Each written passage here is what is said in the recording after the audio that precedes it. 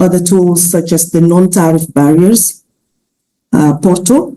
The non-tariff barrier portal is a tool that is, the objective is really to report and monitor non-tariff barriers that are encountered when crossing the borders on the continent, because we know the impact of those non-tariff barriers on the trade across the continent. And this tool is out there for the economic operators, the private sector, the traders, the importers, the exporters, to actually use and report non-tariff barriers so that they can be addressed and make sure that we dismantle all these barriers as we implement the AfCFTA. We also had a presentation on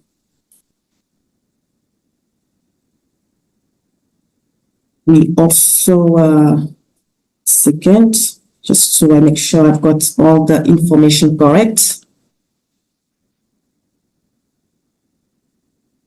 A presentation on the AfCFTA trading and transit document, because to trade under the AfCFTA, we need to make sure we've got the right documents, certificate of origins.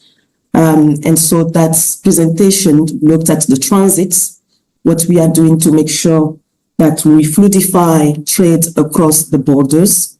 We also mentioned the initiative which is ongoing to actually come up with a continental single bond, single transit bond.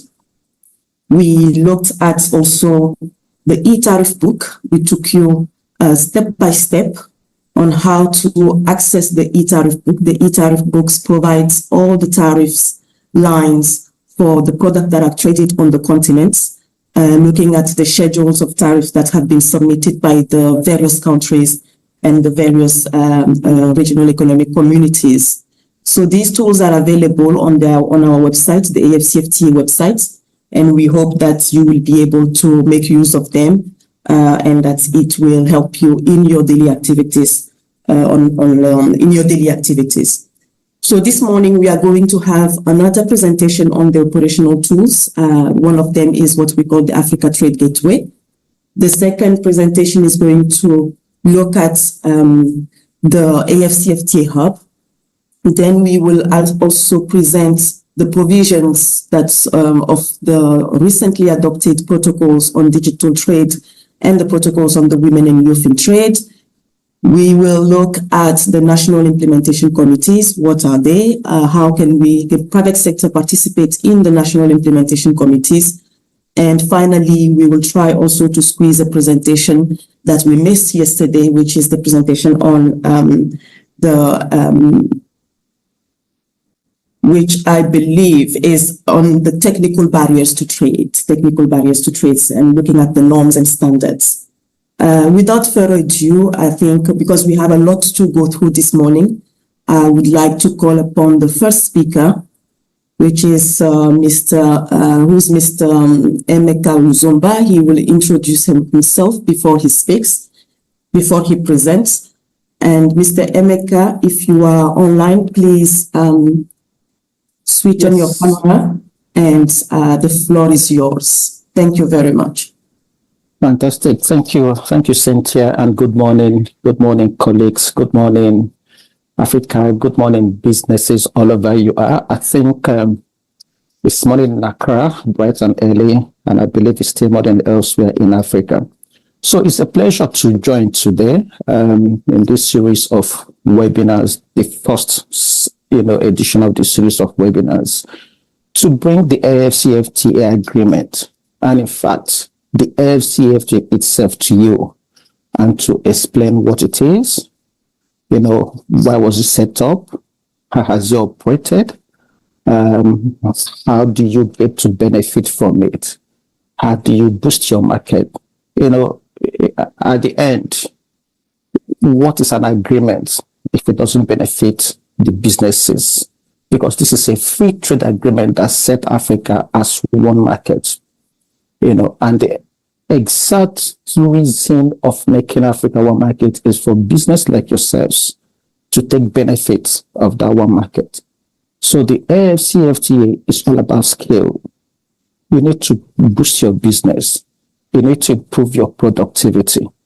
You need to improve your competitiveness, because we want to grow trade amongst ourselves. And it's a no-brainer. It's been very well researched in the past how impactful in terms of development trade can be. So without further ado, yesterday was a good day. You listened to a lot of the policy. I think today we'll delve a little bit more on the facilitators, to make you benefit from those policies. Because no matter how beautiful a policy is crafted, no matter how well a draft is, an agreement is drafted, if it's not implementable and if it doesn't impact your business, then I don't think we would have succeeded.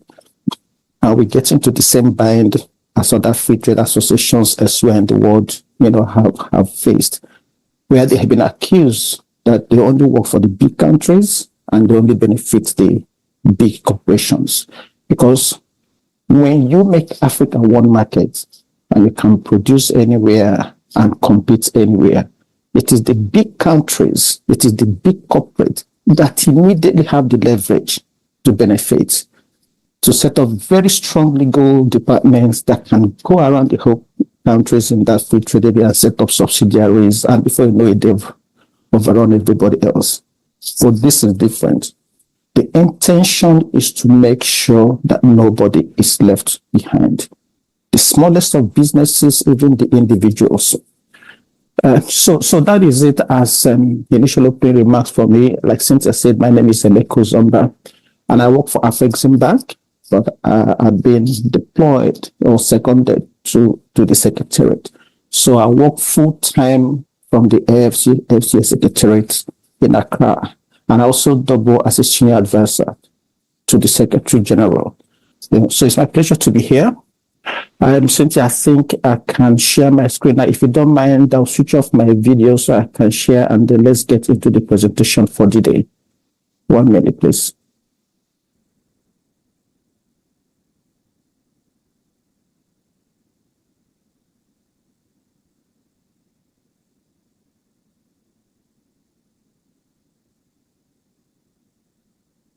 I don't know if my screen is visible to participants now. Can I get a confirmation? It's not yet visible.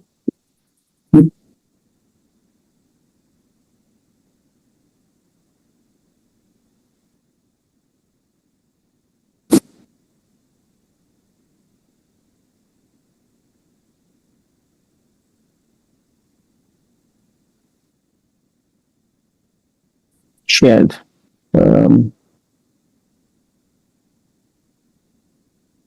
It's giving me, maybe somebody can. Yeah.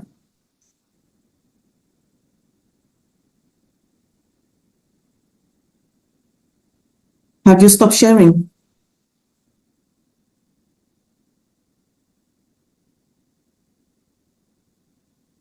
Hello? Cynthia? Yes. Maybe can you share? Maybe let me try again. As I try to share, it killed Zoom and logged me out. Okay. Do you see my screen? Yes, I can see your screen. Yes, maybe you can help me share from there. Yes. Can you please put it to full screen?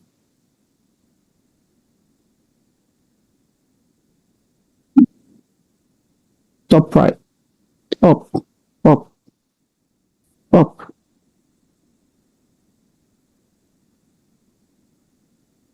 Yes, let me try one more time, because it's always good for the presenter to be in charge of his screen. Let me just try one more time and see if it will work.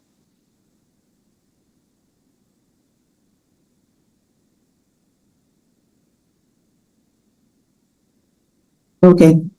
Can you see it now? We can see it. Fantastic. Okay, like I said, oh my goodness.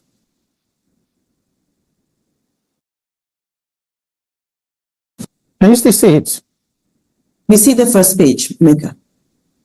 But why is it giving me? I don't know. I don't think you guys are seeing it unexpectedly. Okay, let me just. Is it possible to project not the PDF format, but the PowerPoint itself? Then you go on slides mode.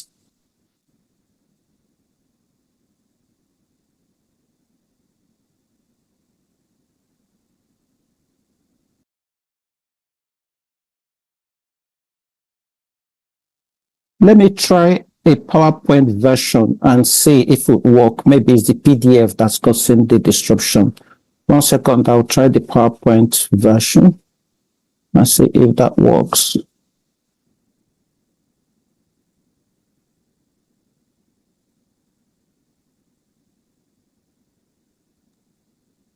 Yep. Yeah, this is working, right? It's working. Now, Okay. if you can have it on full screen, please. No, it's on full screen already. No, not yet. Not yet on our screen. Wow, it's showing me full screen from here. No, you have to go to slides, slideshow, I believe. Yes, I've gone to that was the first thing I did. I went to slideshow. So now I've left slide. Can you see my screen? We see it, but we just see the PowerPoint. I mean not the slideshow. Can you try and move the Slideshow. Yeah. Okay, I think for us to go Okay, from there. maybe we can let's try Is it. it showing? Yeah, try from there, please. Yeah, it's fine. We will. Is it showing okay now? It's showing, not on slideshow, but I think we can work with it. Let's Okay, so apologies, technology sometimes has a way of frustrating you, but I think we'll make the best out of this. Like I said, my presentation today would focus on tools that have been developed working with the AfCFTA in collaboration with Afreximbank to support trade in Africa.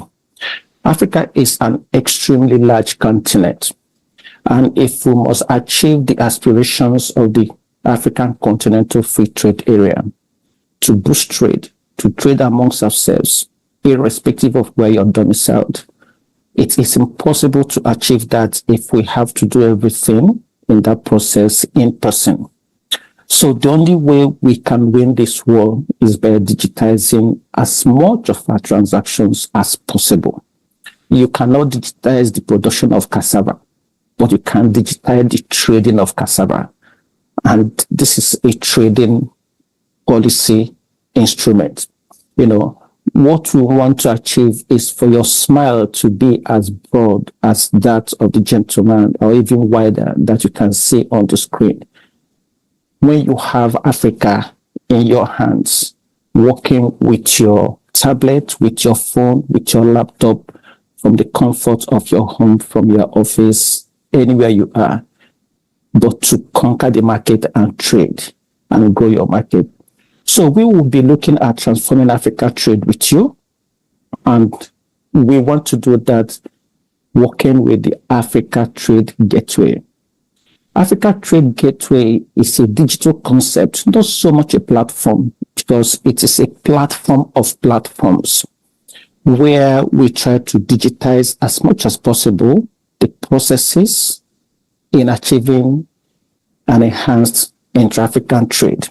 It's a comprehensive suite of digital solutions, so it is not a one-size-fits-all, and it is a dynamic platform. As more instruments come to the table, we'll load more instruments onto the Africa Trade Gateway, which we have termed ATG for short. Currently, as constituted, there are 6 digital platforms that make up the... Emeka, apologies to interrupt you, but we are still on the second slide. Oh, so I'm not moving. So there's a lag then. Yeah. Has it changed now? No, it has not changed. Okay, please, can somebody from the center just share this, for me, so we can make progress? There hasn't been the best connectivity in terms of internet in West Africa for some time, so I think that's what we are suffering from. So let me stop sharing so somebody can share from the center, please. I hope that's okay. Yes, Okay. it would be good if we had the PowerPoint presentation. Participant apologies for these technical glitches, but we shall get there.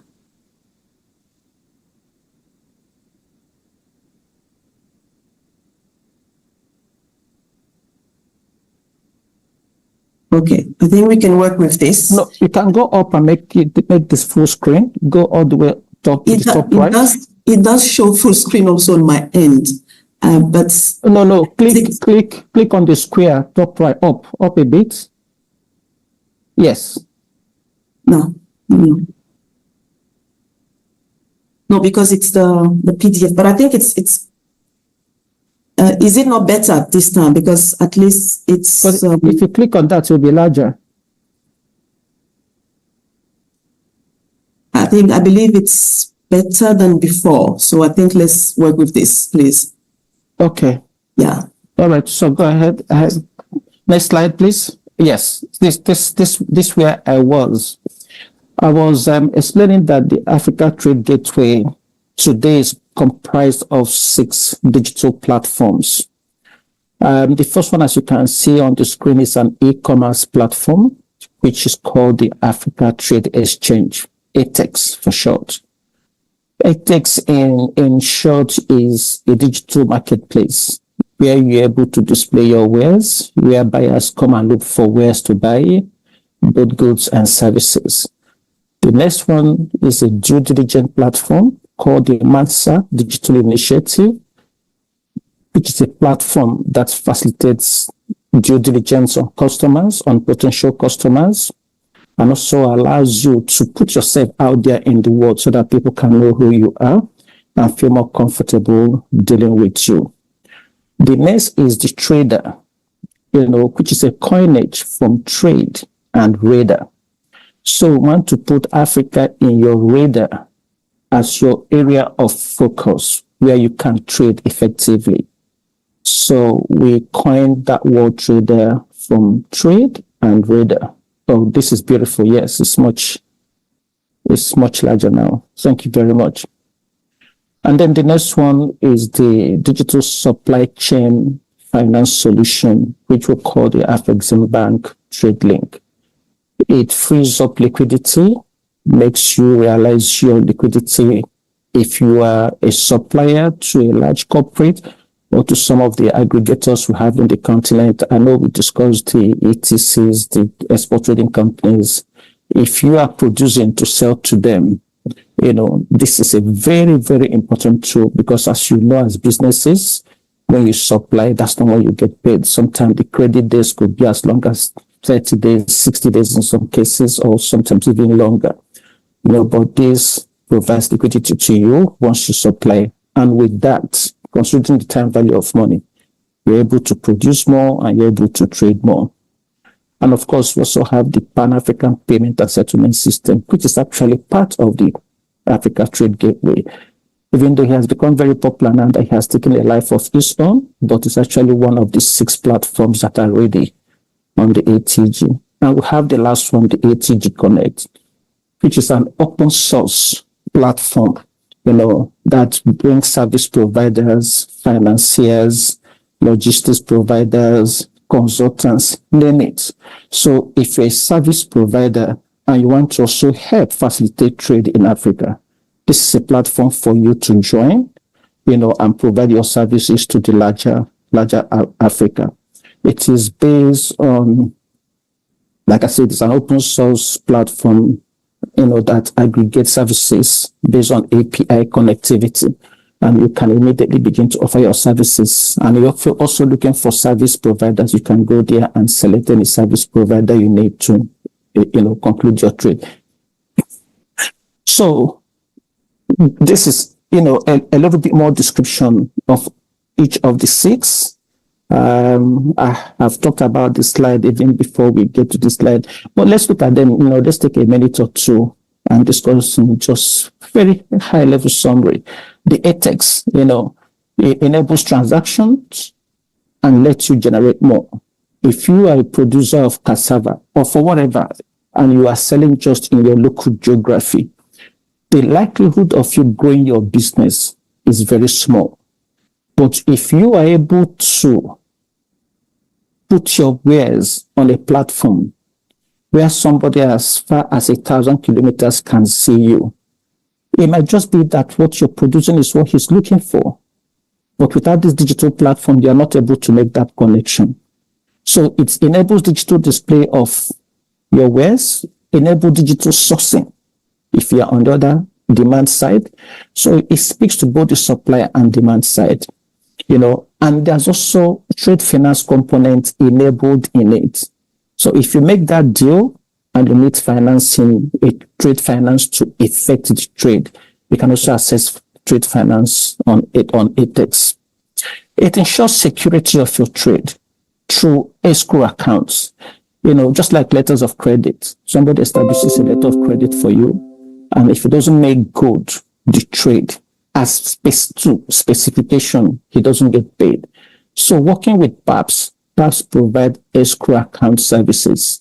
So if you're trading from Ghana and somebody's in Mozambique, who moves first? Do I pay first before you move your goods, or do you move your goods first before? So we can, through ATEX, supported by PAPs, hold your funds in escrow, and when the trade is concluded, then settlements happen, and also has an information base supported by another platform of the ATGD trader, that enables you to search for what you're looking for and also to offer.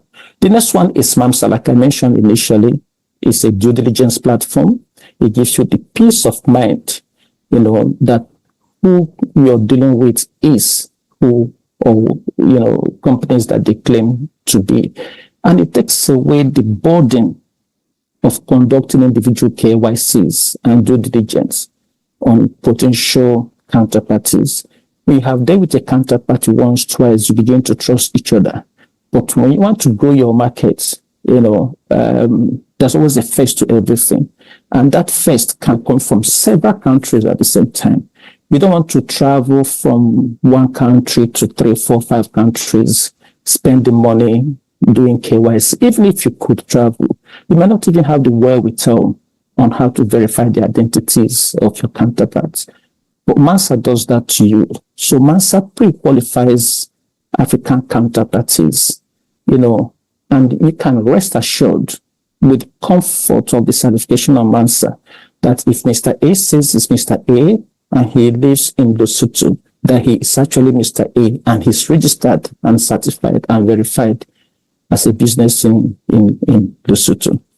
MANSA also supports provision of financing to support your trade, because when you are verified, financiers who are part of the ATG, can take it given that you are who you are, and they can provide financing to you.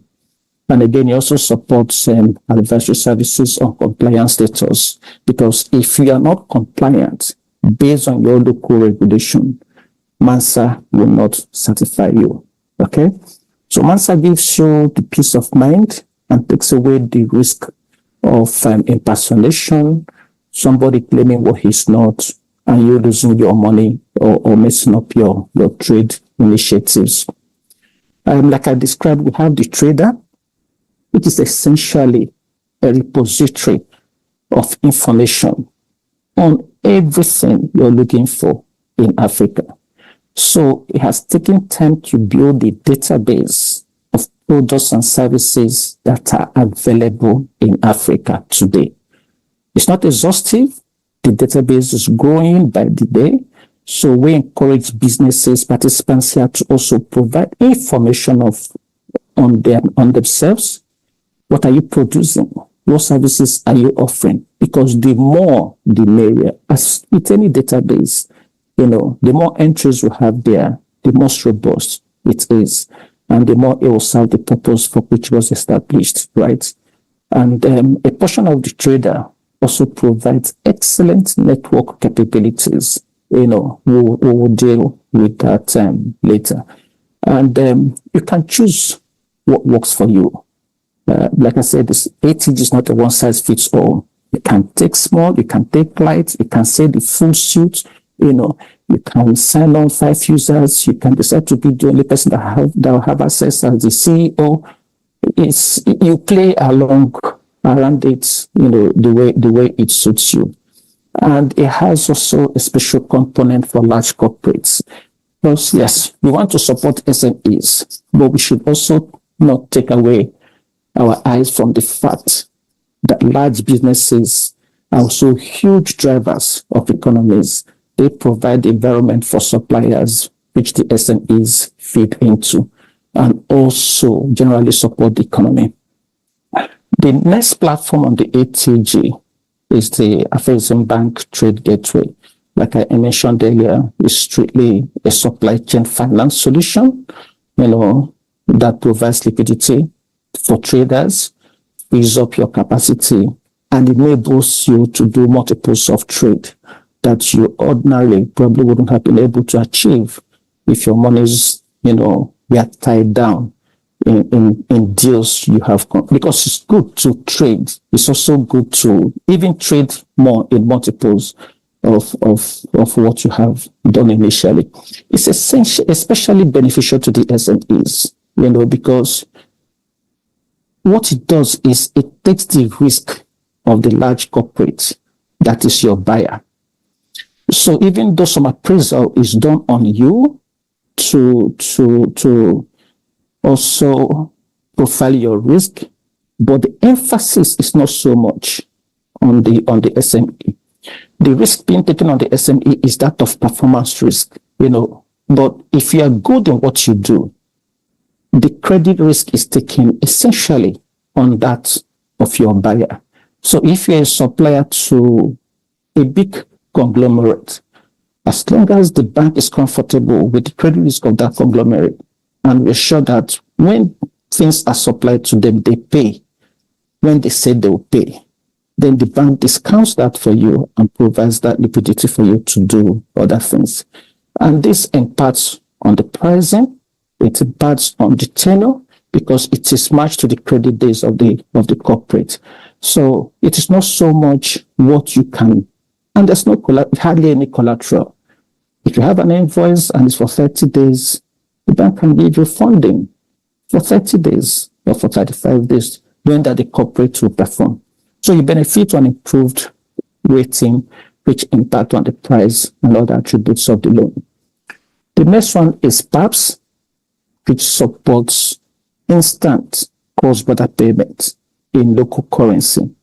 And we cannot overemphasize the importance of being able to make payments for African trade in local currency, because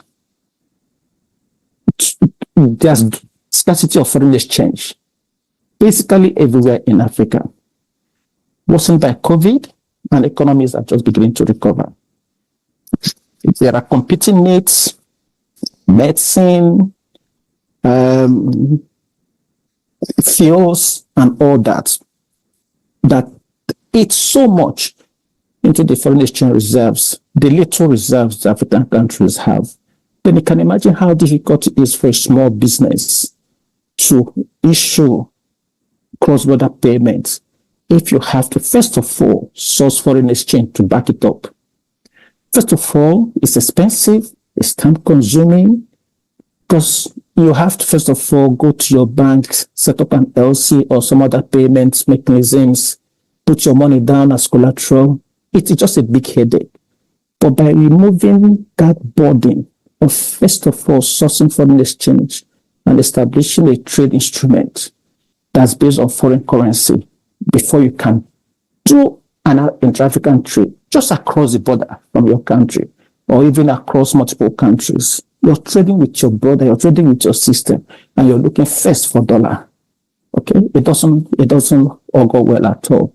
So PAPS was set up to take care of that problem, and that's why it was part of the first platforms on the ATG that was launched, and that is why it has become a lot more popular than a couple of the other platforms. The last of the 6 is the ATG Connect. Like I said, it's an open source platform.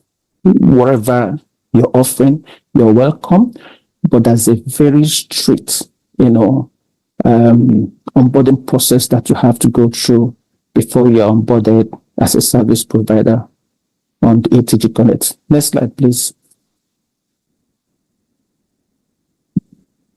So because of time constraint, we will not speak in detail about the entire 6. We'll take 3 today and focus on those 3. And in subsequent editions of the webinar, we will take care of the rest. And you never know, maybe before the next version of the webinar, we probably will have a 7th digital platform. Because like I said, ATG is dynamic. As platforms are developed, they are added onto ATG. So the first one we are looking at today is Trader. And like I mentioned, Trader essentially is just a market information and intelligence platform. Okay? What is market intelligence? You know, we did the research, and it's been proven that one of the biggest hindrances to growing inter-African trade is lack of information. Most of us find it easier to buy from China today because of a couple of reasons. Because of history, because of established trade routes, and because you can, in your house, go to Alibaba and source almost anything that you want to source from China. You can go to one of the fairs in China and you meet all your suppliers. You know, but it is so difficult to know what is available, even from the country that is next to you. So we looked at it and said, how can we solve this problem? And we decided to come up with Trader to provide market-based information. And it is so bad if you look at the charts on the right of the screen. You can see the red bar there. That is the volume of intra-African trade as at the end of 2022. The data for 2023 is not out yet. And it is actually very, very abysmal. We trade ourselves only to about 14%. That means about 86% of African trade is with other countries outside Africa. If we remain at this level, we are just exporting resources. We're exporting capital. We're exporting jobs and encouraging development and trade in other countries. Look at Europe. Europe is almost at 65%. They trade amongst themselves. The entire Europe is about 2 or 3 countries at best of Africa put together. Asia is at 60, and Africa is under 15. So this is what we want to change with Africa Trade Gateway, starting with the Trader. We want to be able to share information on what is available in Africa. We want to empower Africa businesses to source and trade with Africa businesses. And you can't trade if you don't know that what you want to trade in is there. You can't sell if you don't know that there's a buyer elsewhere that is interested in buying what you have to offer. So the Trader Market Intelligence empowers users with comprehensive information to facilitate this trade. You know, they've done a lot of work in the background to build this database. And like I said, it's still ongoing. And it doesn't just tell you about what's the services that are there, the goods that are there. It's also delve deeper to tell you about the regulatory requirements to trade. We have a single trade area under the AfCFTA. But we also need to fundamentally realize that AfCFTA does not take away the sovereignty of countries. So while we want to unify trade, harmonize standards, like you listened yesterday, harmonize trading instruments, there will still be those little differences from country to country, because countries are within their right to set their own rules, even though they have ratified the AfCFTA agreement and are part of the free trade area. So Trader tells you the services and rules that are available there, and also tells you the fine details of what you need to do to be able to trade in the country. If you want to practice medicine in another country different from yours, do you have to go through local certification? If you're a digital services provider, for tax purposes, do you have to register a local subsidiary in any country before you can service customers in that country? Or can you just be domiciled and incorporated in one country, offer your goods and services in another country? So that's what Trader does for you. And the last component of Trader, which is for the big boys, if I may put that in quote, is the Trader Pro. This is aspirational for the SMEs, but as it is set up today, is for the large corporate, and you'll see why. Can I have the next slide, please? So, in terms of providing market intelligence, Trader provides market screening. It has a very deep database of trade flows in the different countries. So you could be a producer of cashew nuts, and you thought the entire cashew nuts are traded out of Vietnam, which has become the biggest processing and exporter of cashew nut today, even though they don't produce it. But it could just be that from Trader, you can see that Egyptians love cashew nuts. And maybe they love it when it's honey-coated. So from the country trade flows, you see what countries are importing, you see what they're exporting, and that becomes a very, very important business intelligence for you to begin to compete and target that market. It gives you a good idea of African data repository and even prices of goods and services. You might be selling into one country. Maybe because of taxes and all that, it's difficult for you to widen your margin. And from Trader, you could see that other countries are actually much more accommodative. And you can switch your markets where you make more money and make more spread. You know, it gives you country profiles, what's available in each country, industry studies, very in-depth, detailed industry analysis reports are available in Trader, and commodity outlooks, and so much more. So how do you benefit from this? It's quite easy. Just go and register in ATG, okay? When you register, like I mentioned earlier, it's not one size fits all. It is interactive. It is user-friendly.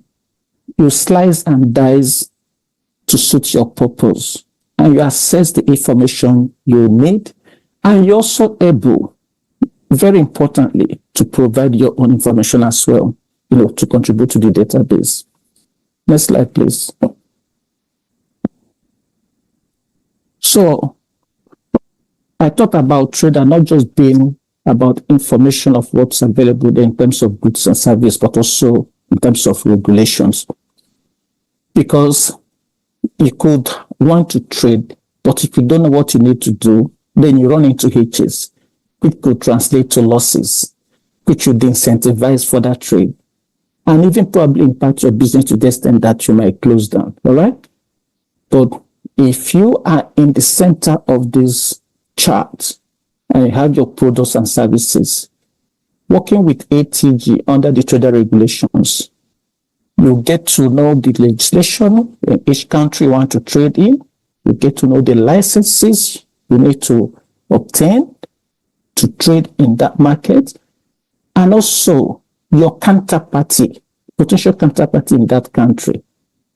Are they sufficiently licensed to get involved into trade you want to do with them for your own good?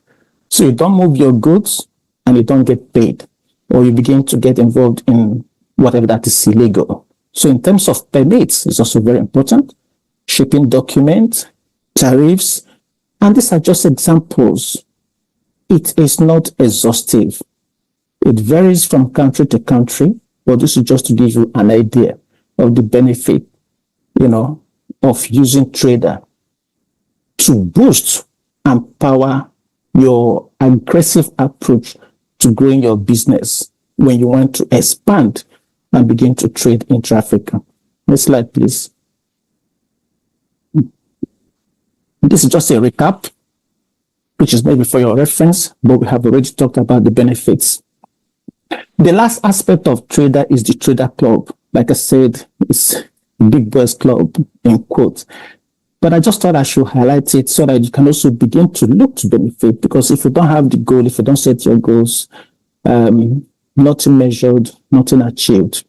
First of all, like anything ATG, you have to be a registered company. Some aspects of ATG can become a member, you can benefit by just being an enterprise. But for the trader club, you have to be a registered limited liability company. You need to have been in business for at least 5 years. You must have racked up turnover of at least $2 million per annum. And that is why I say it's a big boys club. And you have to be a licensed trader, cross-border trader. No matter how big you are, if your business is just domestically focused within your country, that disqualifies you from joining the trader club.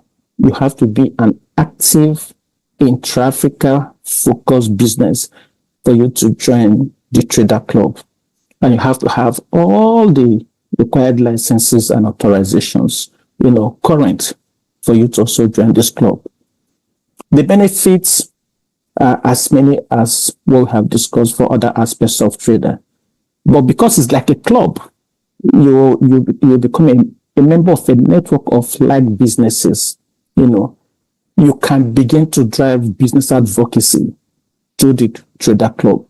So if you want to do business in one country and you see that the ease of business is not encouraging, you can actually bring your businesses. So this is also another good platform, veritable platform for resolution of non-tariff barriers. I think you moved too early. Okay, so the other benefits are there: explore new markets, manage your operations. Like I mentioned, you can grant access to one person, you can grant access to multiple people, and you are a beneficiary, most importantly, of information. Currency in terms of data and information is extremely important. As business environment develops in each country, members share info sessions, and you are the first to know. And of course, the advantage of first to market. So before it becomes news, from information being shared by members, you're already one step ahead, and you can go into alliances with other members to compete and participate in other markets. Next slide, please. So that is it for trader. And we go quickly into MAMSA, even though I think I have dealt essentially with all the issues around MAMSA. Like I mentioned, it's a centralized online service that enables you to do KYC, know your customer, and due diligence on potential counterparties, and also even on yourself, and put yourself out there so that you can also become a potential target for other people who are looking to do business, right?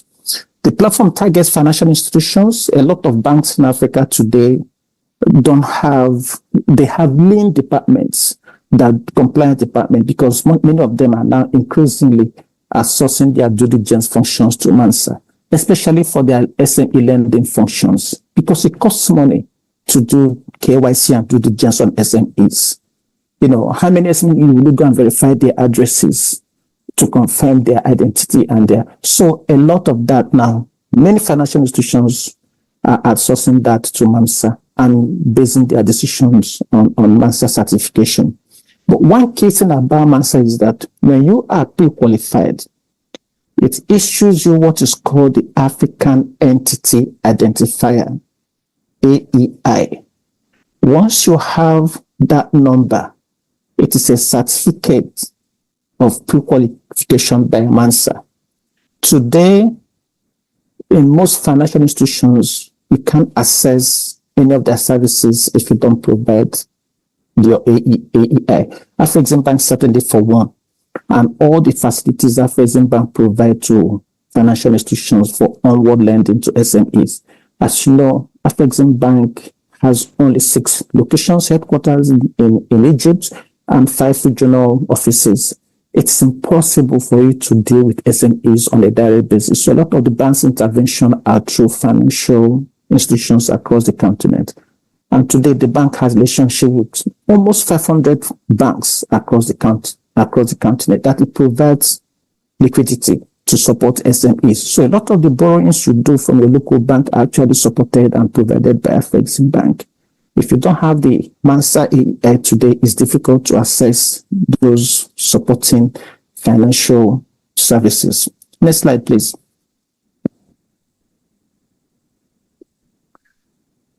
So this is a repeat of what we have discussed again about Mansa. It's a digital passport that is very, very important for you to carry as an SME, and it supports the profiling of risk for financial purposes. Next slide. I think we need to move a little quicker. And then the next one that we are going to deal with today is the Pan-African Payment and Settlement System. First of all, I want to clarify that PAPS is not a payment platform. No. What it does, it provides a financial market infrastructure that connects and links payment platforms. So PAPS is not out there to compete with your local bank or with your national switches. Rather, what it seeks to do is to establish a central technology secure infrastructure that link the bank in Mozambique with the bank in Ghana, with the bank in Egypt, with the bank in Algeria.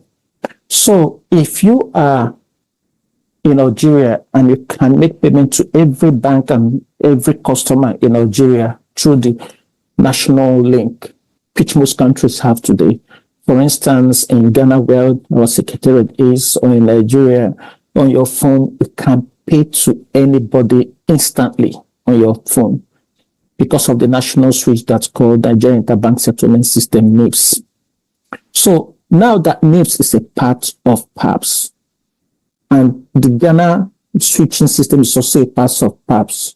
What it has done is that anybody that has an account in Nigeria can immediately, instantly, riding on the technology provided by PAPS, pay anybody that also has an account in Ghana. So that era of that link not existing between the financial structure in Nigeria and financial structure in Ghana is gone, because PAPS has come to establish this infrastructure that links them up. It has not competed or, eliminated any of the switches. No, it only provides an infrastructure that links payment systems together, in addition to other offsite services that come with it. So you can even now begin to play the service of a payment aggregator, and then you move it to your bank, and your bank moves it through PAPS, and you're able to make payments. Because there are rural areas that don't have banks, and we're beginning to see some big merchants in those rural areas also beginning to offer this service.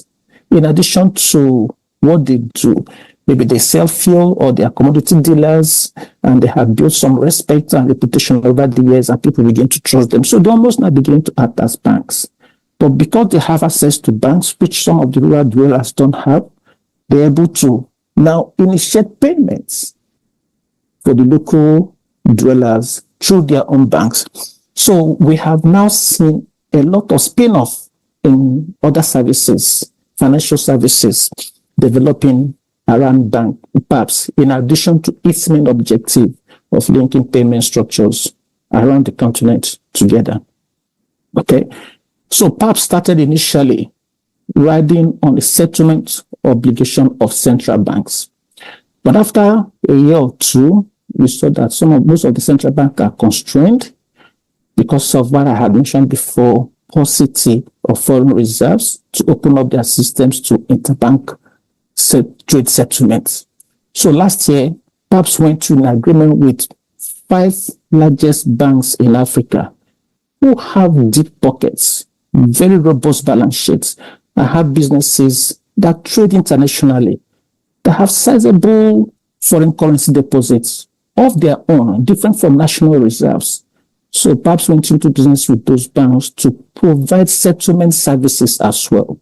So we now have commercial bank settlement providers, in addition to central bank settlement. So there are two windows for settlement. The commercial banks, even though it's looking much more viable, hasn't taken off the one provided by central bank. So they are running side by side, whichever one any country is comfortable with. But introducing the commercial bank settlements has really boosted the adoption of PAPs and the volume of transaction in PAPs. Because these businesses export and they own their foreign currencies, right? Unless they want to sell to the national banks. Otherwise, they can maintain very healthy domiciliary accounts in their countries. So that is the most active aspect of PAPs today. Transactions are instant, maximum 2 minutes, and you can send and receive payments in local currencies. The settlement, cross-border settlement, is not your headache, absolutely at all. And the good thing about PAPs as well, the international standards of screening are built in the system. So if you are an illegal organization and your name is on the sanction list, you can't transact through PAPs. Once your transaction is initiated, PAPs through the in-system screening will pick it up and the transaction will be rejected. If you want to do money laundering, you can't do it through PAPs because you have very, very strict, robust anti-money laundering checks to pick up those kind of transactions. So while it is there to facilitate trade and make it instant, it is there to facilitate legal, authorized trade payments, not for illegal, for wrong reasons, or for money laundering, or for corruption purposes. That is a very, very important attribute of PAPs. And that's one of the certifications ISO certification has actually achieved. Can I have the next slide, please?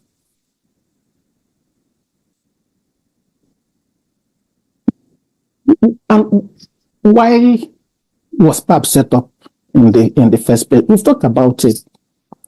The benefit of taking away the burden of initiating trade by accessing foreign currency. And looking at the chart here, it just summarizes the very important service that PAPs provides. If you are in Nigeria today, and without PAPs, you want to import something from a trader in Morocco, you probably will have to set up a letter of credit through your bank. Your bank will send of course, you need to provide your dollars initially because that will be the collateral, the security.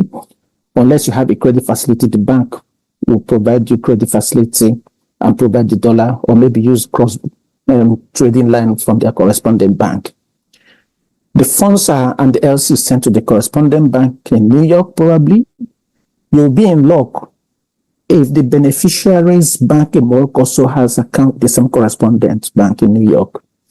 Otherwise, your bank's correspondent bank in New York will have to find a correspondent bank that has an account in Morocco or another intermediary bank, and the link continues. Likewise, if you want to buy from Egypt and in South Africa, probably go through London, or from DRC in Kenya, probably will go through France. So we have these established financial centers in the world: New York, London, Frankfurt, Paris, to some extent, Hong Kong, Singapore.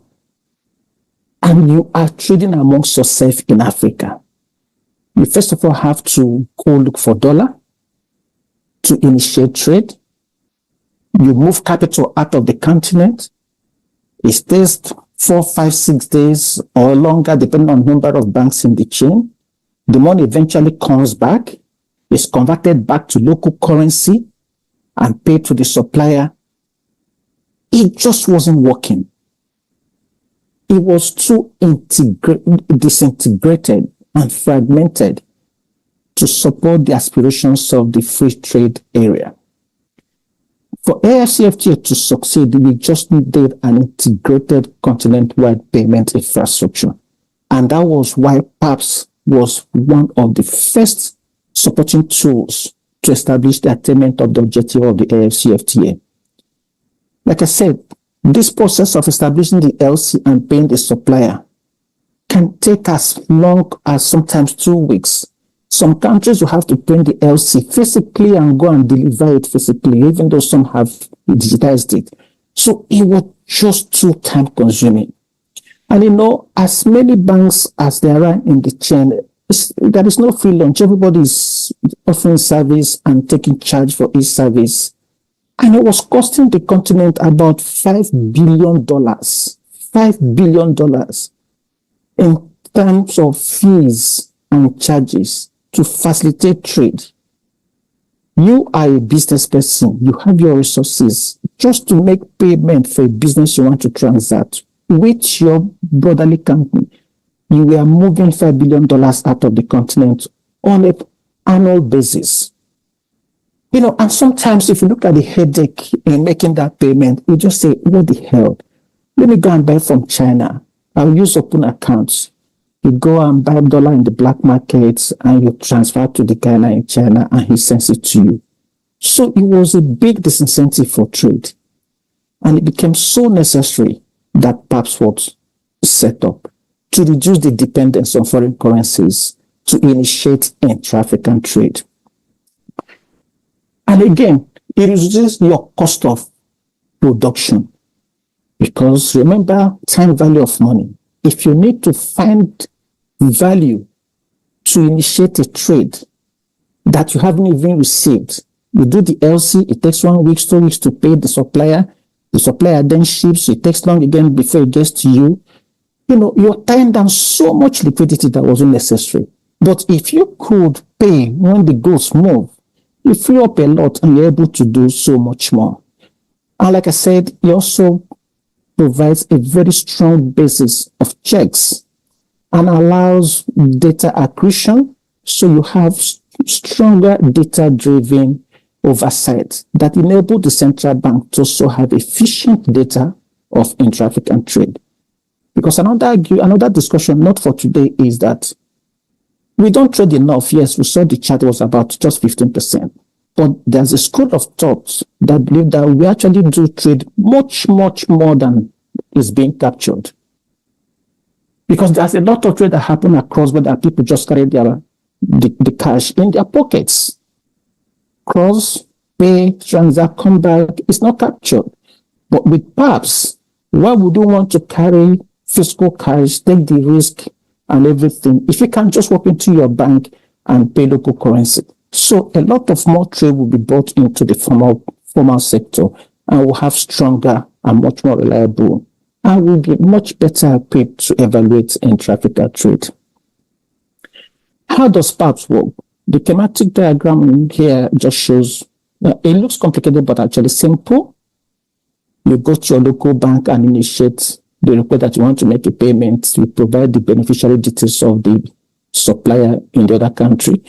Your bank sends you to the settlement bank, if it's a commercial bank, or to the central bank, and then it goes to PAPS, and then it goes to the beneficiary. Okay? Next slide, please. I've been told that I need to picking up, or I have just 15 minutes.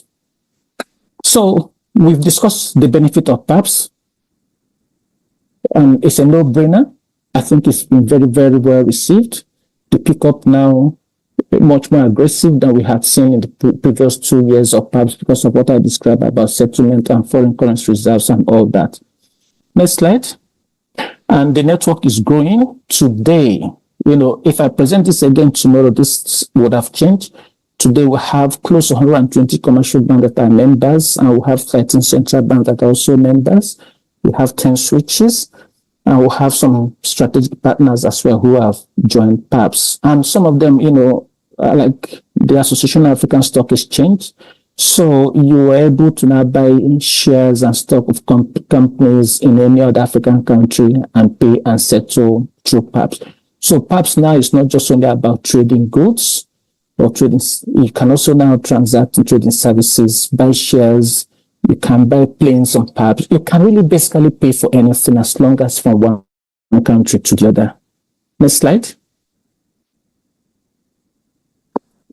So these are the certifications PAPS, has received, because you can't talk payments without talking about security.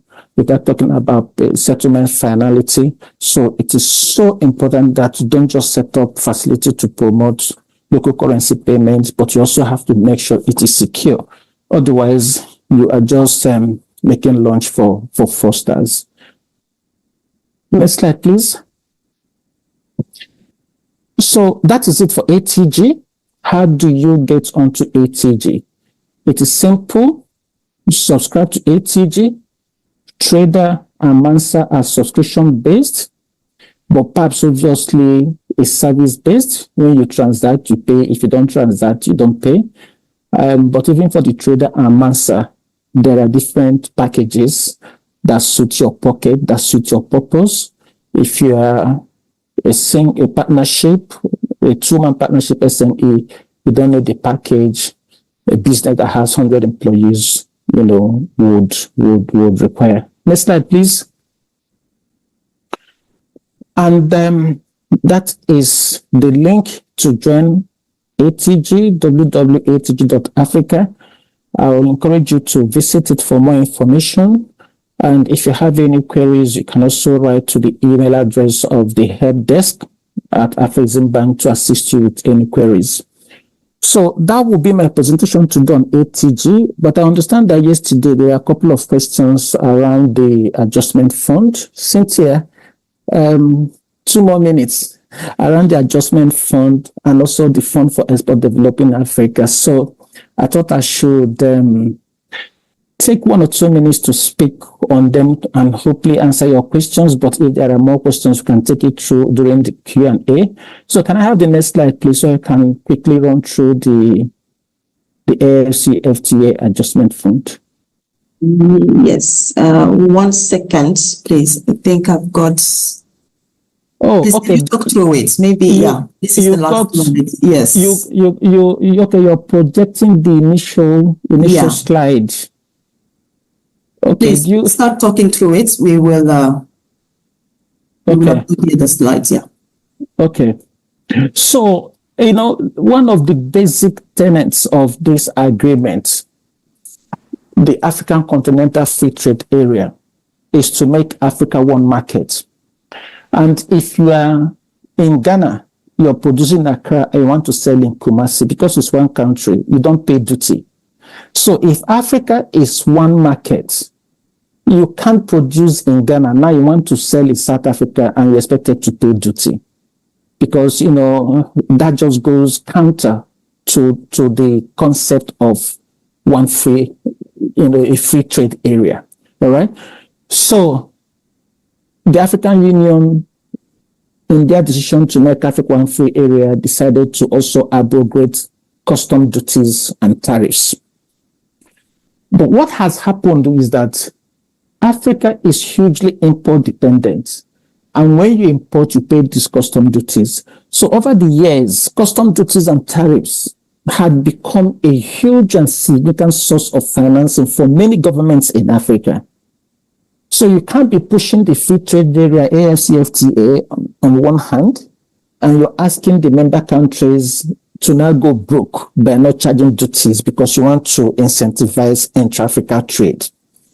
So in a way, to manage this, the African Union mandated the AfCFTA Secretariat and African Bank to find a mechanism to handle this, impasse.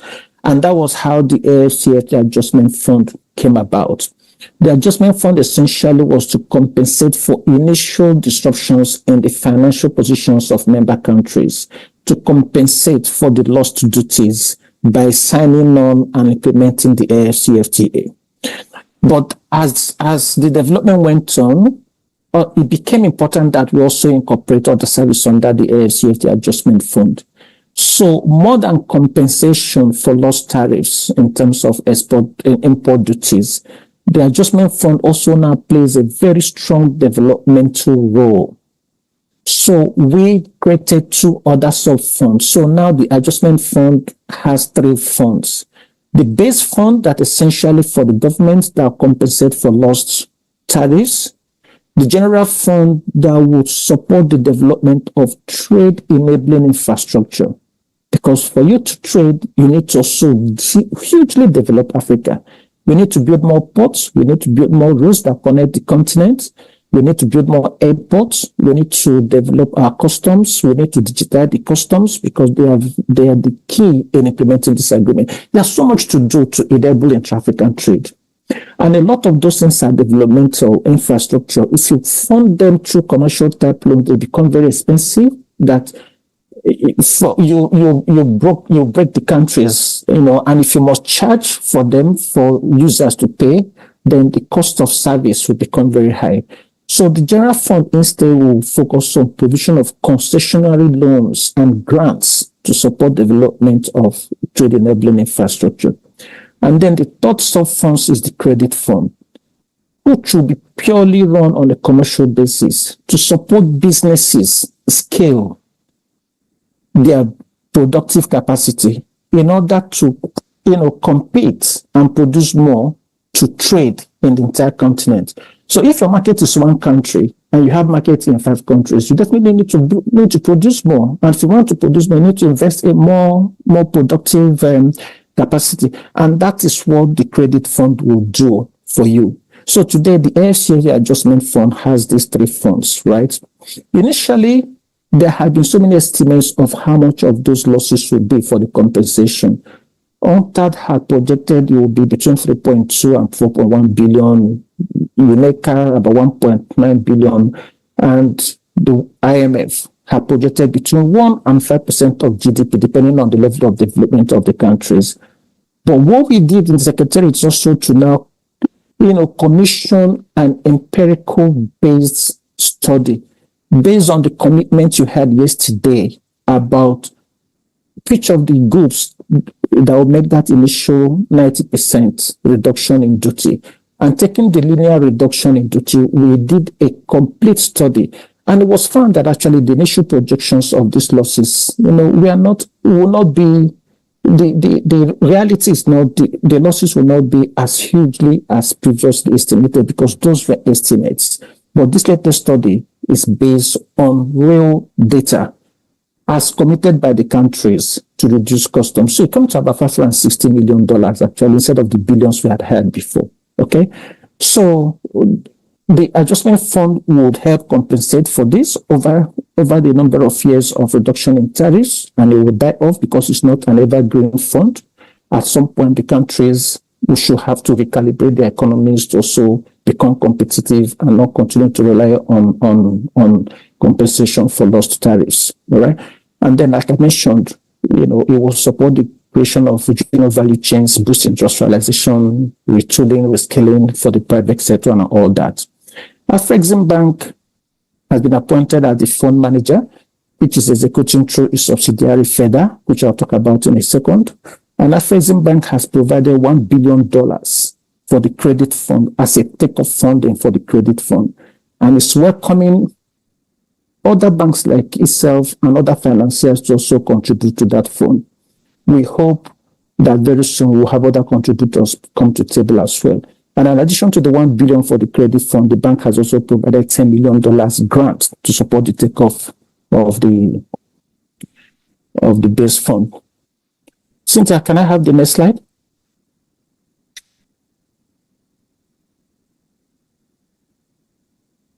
So this chart looks very complicated, but it's actually very simple, and it is the story of the AfCFTA Adjustment Fund in one slide. I've talked about the 3 funds. If you look at the middle there, the base fund, the credit fund, and the general fund. And on the left of it, those are the sources of resources into these 3 funds.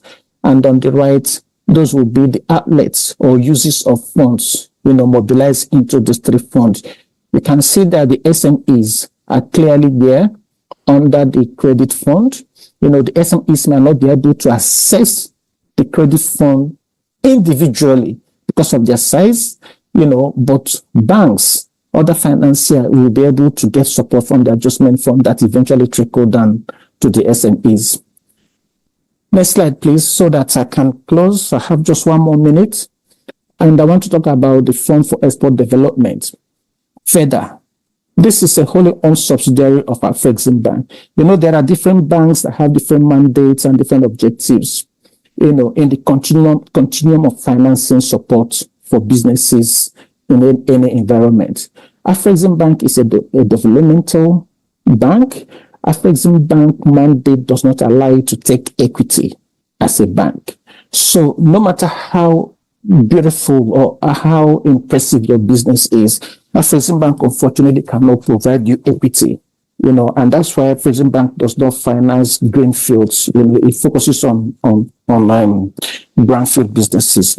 But we realize the need actually to support businesses with equity, because some of the African businesses have gone to a point that they want to expand, but they are not able to access the debt financing that will encourage their growth and expansion without an injection of improved equity. So that's why the bank set up this subsidiary, because each charter allows you to set up subsidiaries, but not to take equity, and set up FEDA to be a vehicle to provide equity to African businesses to support impactful growth in the continent.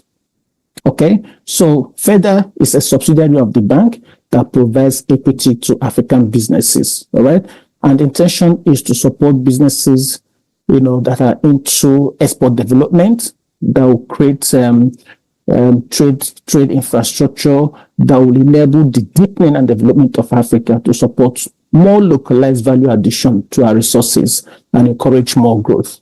And AfCFTA has used FEDA today to invest in so many projects, that have been catalytic in developing the continent, that ordinarily it could only have provided debt. So you see some businesses, AfCFTA will play dual role, provide debt as the bank and provide equity support through FEDA. So I think that's a summary of my presentation. I thank you all for listening today, and I provide you in the next slide a new view, a new perspective of Africa. The free trade area has provided a one-in-a-lifetime chance to go out there and conquer. It is for you to make use of these instruments and benefit and ensure you have that growth that you require. If you have any doubt, if you have any questions, please feel free to reach out to anybody in the Secretariat. Thank you very much. Thank you very much, Mr. Emeka. Please, I would ask you to switch on your camera. And I know that you have a hard stop at 9:30, 9:40, but we have just a couple of questions that we'd like you to take if it's possible. Sure. First question says, does PAPS work in all countries? How do we know which countries are covered by PAPS? And then we have another question that says, how can a commercial bank or central bank be part of PAPS? For example, I do not see Tanzania Central Bank in the list. That is with regards to PAPS. Now, okay. Sorry. Let me take that, because unless you want me to write them down or you want me to take as you ask. No, please. Yeah, let's take it live, please. Okay, so PAPS is not operational in all African countries today. That is the intent, but we haven't achieved that yet. PAPS is only working in 13 countries today. If you listen, I mentioned that. And those 13 countries, before the launch of PAPS, there was a whole year pilot study in 6 members of the West African Monetary Union where PAPS was piloted. So we have those 6, and then we have 7 other banks, central banks, that have joined. Tunisia being the last and the only one in 2024 yet. Tunisia joined in February, and we are in active liaison with all the central banks. PAPS teams visit all over the country.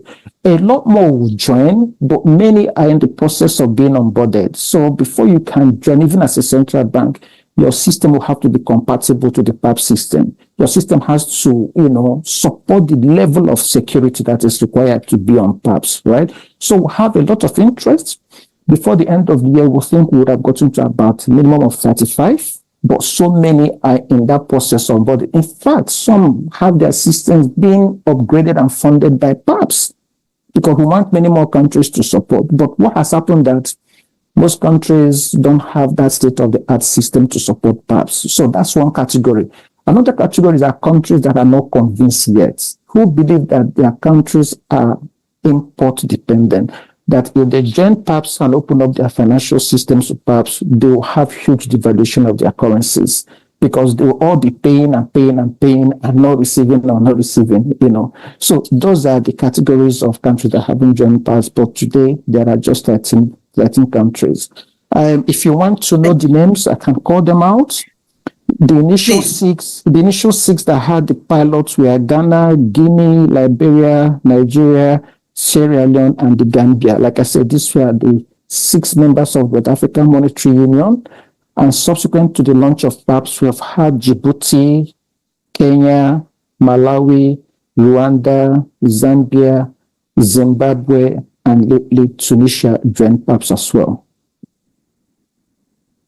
Thank you. Just a last question now on ATEX. You mentioned earlier that PAPS is not a competing platform for other payment systems. But here the question is, don't you think that ATEX is competing with other similar e-commerce platforms that are also looking at, trades across locally or regionally? No, certainly. ATEX is one of several. And, when it comes to e-commerce, that's one area that Africa has shown very good progress. So there are 1,001 e-channel platforms, but in AfriXam as well, we don't compete just for competition's sake. We provide services. So if given its nature as a multilateral bank and given its financial wherewithal, right, we thought that we should provide a platform that will serve the continent. So most of the other e-channel platforms that exist are mostly local. There's hardly any that has the potential and provide the services as the ATEX. So we're looking at continental reach, right? It doesn't take away that you can have an e-platform that serves your town or your country or your region. Those can still exist. It depends on value, right? So ATEX certainly is not the only e-platform. In fact, PAPS is not even the only payment platform. You can move money across country today based on some of the crypto exchanges that exist and some other platforms that do. Even some banks move monies across continents in countries they serve, right? But we thought that we have a continental focus. We have to bring out initiatives and platforms that serve the continent. If you find value, use them. If you find value elsewhere in serving your purpose, please, for all intents and purposes, go ahead and use them. We are not out to compete with anybody. We are just providing platforms that will sufficiently, serve the continent as one. Thank you very much for all this, for the presentations and making time to respond to some of the questions. I know we have so many questions in the question and answers tab. We will aim to respond to them directly on the platform. But if we cannot do it today, we will be able to share all these questions with our participants later. And as we mentioned, this is just the beginning of a series of webinars that we will host, and we will make sure that in the next webinars we really spend time on each of these tools so that all your questions can be answered and that you have the right information about what the AfCFTA is doing together with its partners, such as the AfricSim Bank, which is really a strategic partner to the AfCFTA. So thank you so much. I think we will move on now to the next presentation, which is another platform that we have also developed together with our partners, Afro Champions. And here I would like to call upon our next speaker, Mr. Kwajo, if you can come up on the screen and share your slides. Thank you so much. Thank you very much, Cynthia. Thank you. And thank you. Have a good day, participants. Bye-bye. Thank you.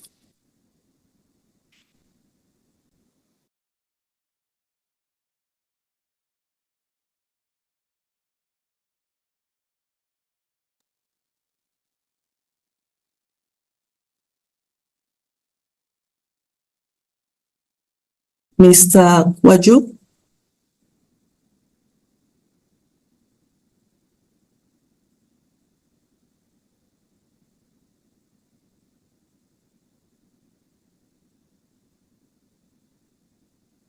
Okay. Let me just find out if Mr. Kwajo is here with us.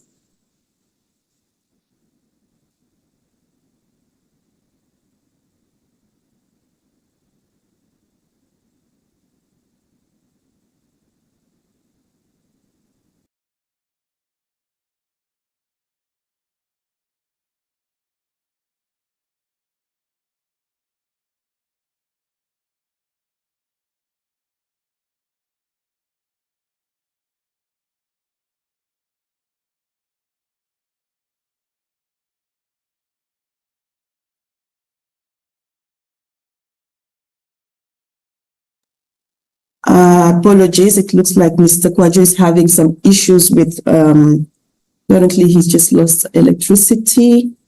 So that's fine. We can move to the next presentation. And here I would like, if possible, to call upon Madam Yafika. Yafika, are you able to take the next presentation, to do the next presentation? Yes, please. Thank you very much. Let me just share my screen.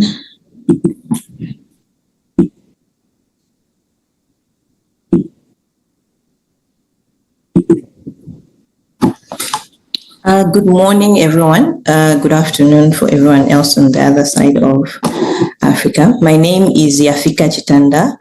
I am the Programs Management Officer at the AfCFTA Secretariat. I'll be making this presentation on behalf of my colleague, Mr. Milian Hapti, on the National Implementation Committees and the role of the private sector. Okay, so to begin with, I'm just going to show the standard exporting procedure of goods. As you can see, the processes are lengthy and there are a lot of key offices that one needs to go through just to export their goods from one country to the next. Same goes for the different agencies involved in the export procedures. And for import as well, it's the same for your counterparts that are will also be exporting to said country. So my presentation will look at moving from the AfCFTA negotiations to implementation, legal provisions for the AfCFTA National Implementation Committees, key instruments, forms and functions of AfCFTA NICs, roles of the AfCFTA Secretariat based on a research that the Secretariat has done with the ODI. Okay, so the legal provisions that enable us to create NICs came from the summit decision that happened. Can I close my screen so that I'm able to see everything? A minute. Oh, goodness. Okay, just use my paper here. So there was a decision after the signing of the agreement in March of 2018, later in July, where heads of states saw that it would be important for state parties and non-state parties to create strategies and national implementation committees that would coordinate the implementation of the AfCFTA at national level, to which end that 32 countries have now established strategies that will inform the trade between the different countries. And so pretty much what it means is countries identify their strong points, areas where they can trade with other countries, and then that is what goes into the strategy. And also they identify the key stakeholders like the Ministry of Trade, Agriculture, Customs, to be part of these committees to inform what can be traded and how they can assist their businesses in exporting to other countries.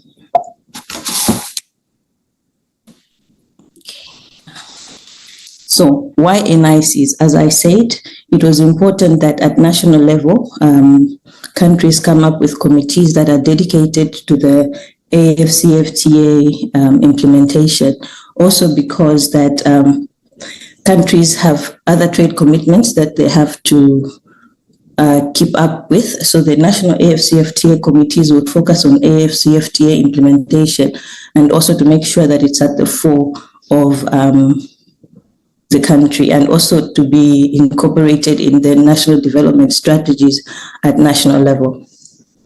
So how does an NIC work? It looks at capacity building activities for key stakeholders and make sure that the private sector is engaged and informed on what is happening at continental level. So they are bringing it at national level to make sure that everyone is in the loop and no one is left behind. So how is the National Implementation Committee set up? There's a steering committee at a higher level. Sometimes it's incorporated with the ministers, the DGs, and it goes down. to different technical working groups within the different sectors and industries. So it could be manufacturing, trading services. As my colleagues indicated yesterday, the different service sectors that we will be focusing on. So the institution forms, I just spoke to this, could be a high-level AfCFTA steering committee, which is interministerial with private sector, and then there are working groups of the public and private sector, and then there are coordinators, legal officers, communication, etc. So this is more for the public sector on how to create NICs. So you look at a form of multi-stakeholder committee, which is government-led, and then there are multi-stakeholders. And then for other countries, I need to mention this, that other countries have not created dedicated NIC offices because they've used what's already existing at national level. As in the case of Rwanda, they are using their trade facilitation committee because they feel that the National Trade Facilitation Committee does the same work as the AfCFTA, and they have a lot to learn. The AfCFTA would benefit a lot from the Trade Facilitation Committee, which has been there for a while. So they need to be a clear mandate on what they need to do and how to meet the objectives. And also, it's encouraged that government fund the work of NICs and staffing to make sure that everyone within the different sectors is able to do their job of trade facilitation and also meet the demand of their private sector, both at a higher level and at the ground level. These are SMEs. Okay, so the role of the Secretariat and the NICs. So far, as the Secretariat, we have a dedicated NIC office where we help with capacity building and we offer technical assistance to member states. This happens when we are called upon.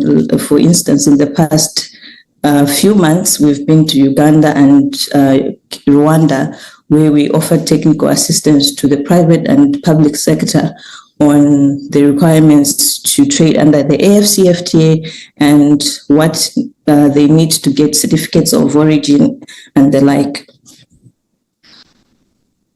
Okay, so far, there are 19 NICs. These are national implementation committees that have been created from scratch, and you will note that a good example of an NIC office is currently there is Kenya. Kenya has a good implementation office.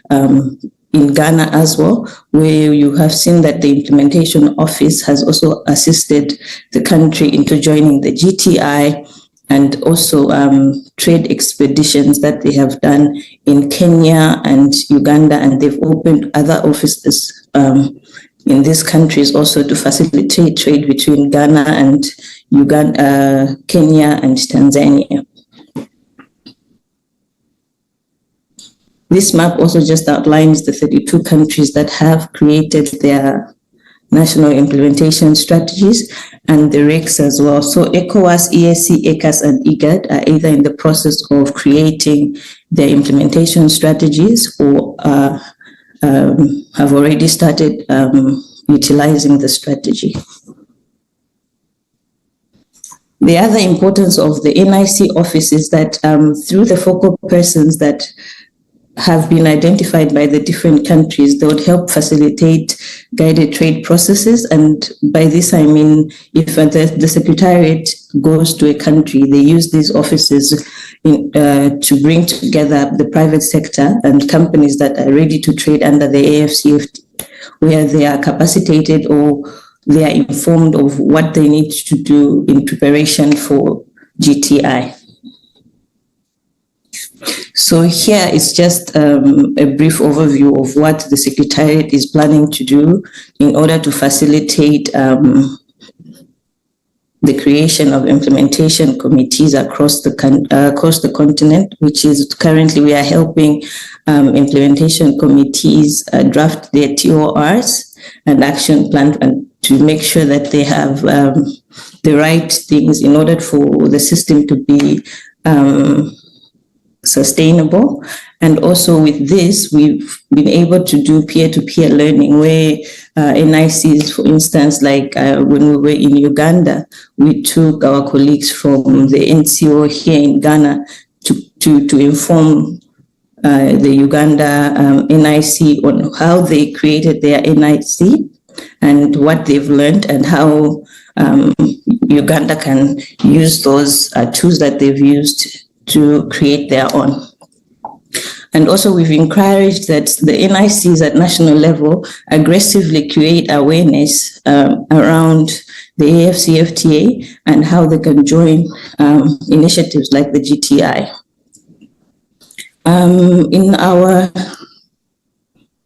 In our last meeting, the Council of Ministers also saw the importance of the focal persons that they have taught the Secretariat to create a network of focal persons, which will help create awareness, peer-to-peer learning, and also lead to facilitating trade. So we also encourage that countries through the national implementation committees establish trading companies or trade aggregators to facilitate trade, AfCFTA trade. So the way forward, so how the Secretariat also, I just want to mention that how the Secretariat works when it comes to working with countries, we are called upon. So we encourage the people on this group, the private sector, that if you need the Secretariat to come inform you of what the Secretariat is doing or to unpack the agreement, you just have to go through the Ministry of Trade and they would write to us to say the private sector need capacity building around, let's say, trading services or trading goods or how to join GTI. And then the Secretariat would travel therefore to the country and conduct capacity building and in the areas that has been requested. And then also we help in making sure that your NIC is fully functional and maybe find ways to fund such an endeavor. Okay, with that said, it's important that at national level, NICs are created and that they are sustained and that the private sector is fully engaged, because without which the AfCFTA agreement would not be fully utilized, because it is for the private sector at the end of the day. And women and youth also at the center of that need to make sure that the strategies at national level are implemented and that you follow through with the government and lobby to make sure that what is at the continental level also trickles down at national level.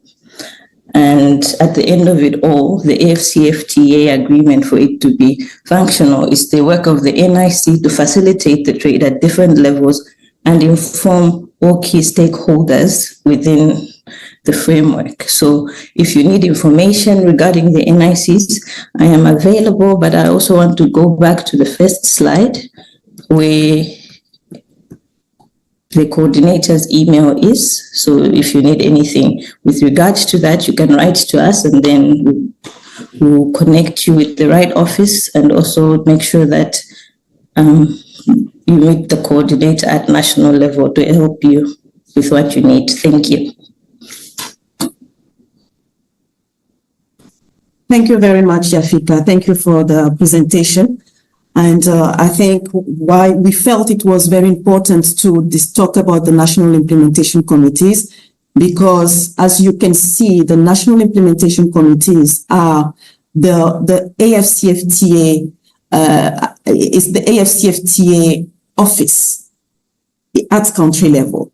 So they are the first point of contact at country level when it comes to the AfCFTA, the implementation of the national strategy of the country, And, even in terms of engagement with the private sector, the civil society, academia, etc., that office has a critical role to play.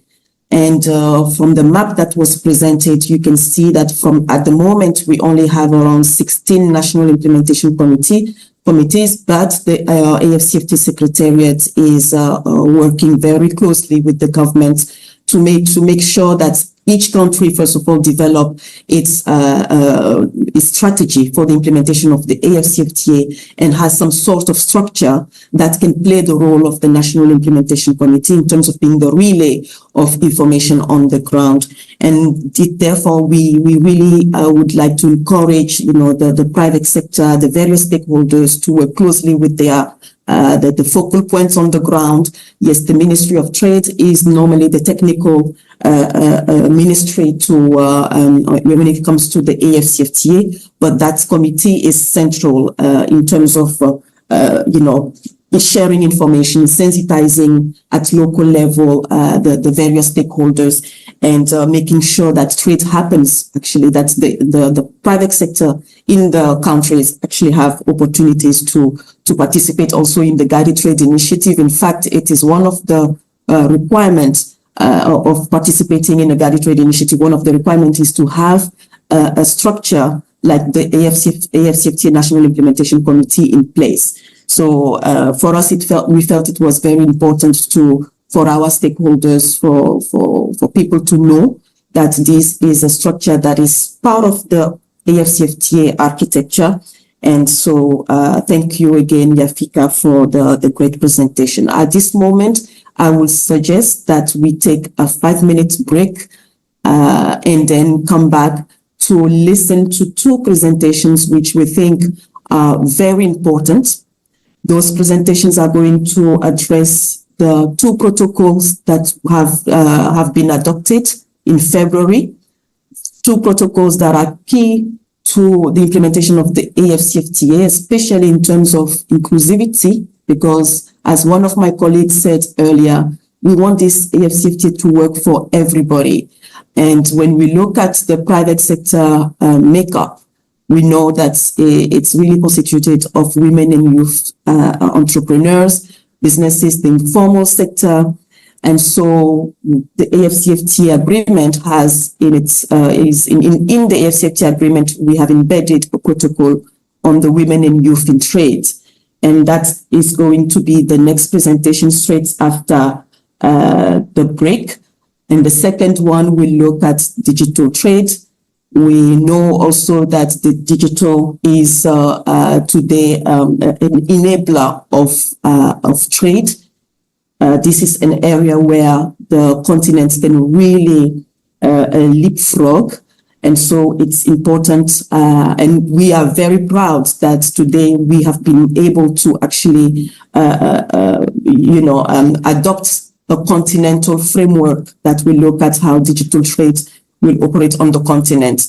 And so we will also listen to a presentation from our colleague on the digital trade. And so I would like you to stay online and then come back in 5 minutes for the rest of the program. Thank you so much.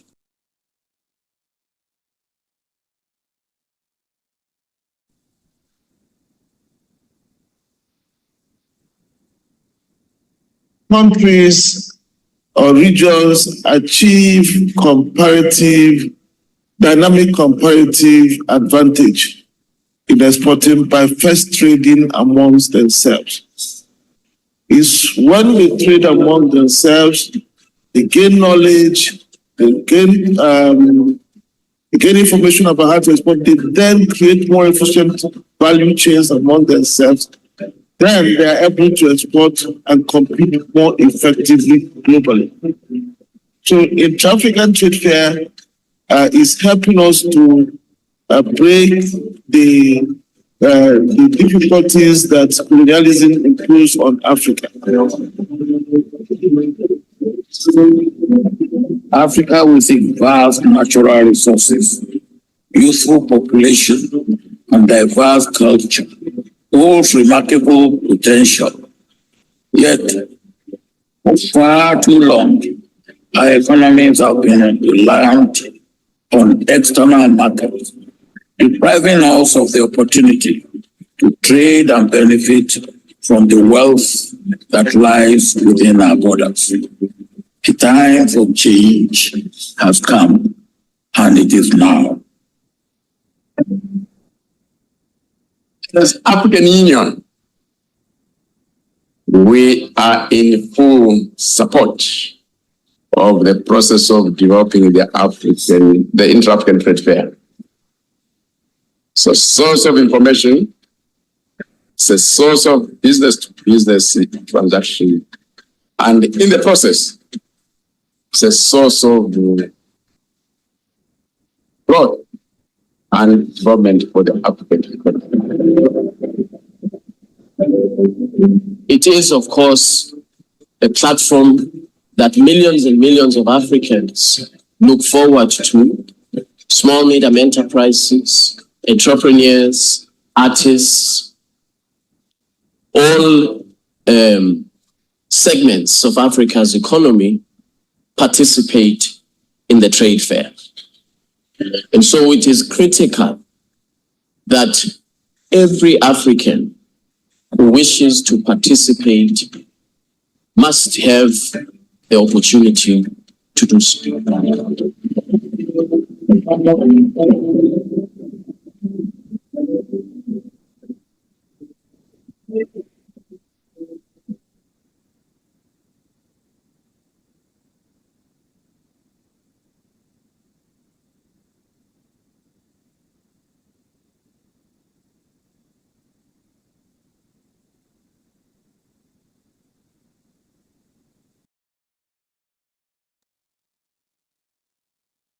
Okay, thank you very much. Madam AfCFTA, we will go to your presentation now, please.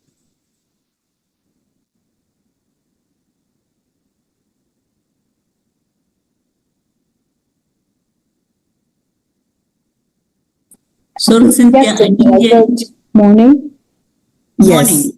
Were you calling me or digital? AfCFTA, please. Okay, sorry, thanks. Thank you, Gemma. AfCFTA, please turn on your camera and. Yes, I have. Thank Good you. morning, ladies and gentlemen in Africa and the diaspora. My name is Efia Ajimendia, and I work in digital trade here at the AfCFTA Secretariat based in Ghana. I will be taking you through what it is we've been doing under digital trade, especially as we just passed the digital trade protocol in February. So I will stop sharing my video now and share my screen so you can see the presentation. Thank you.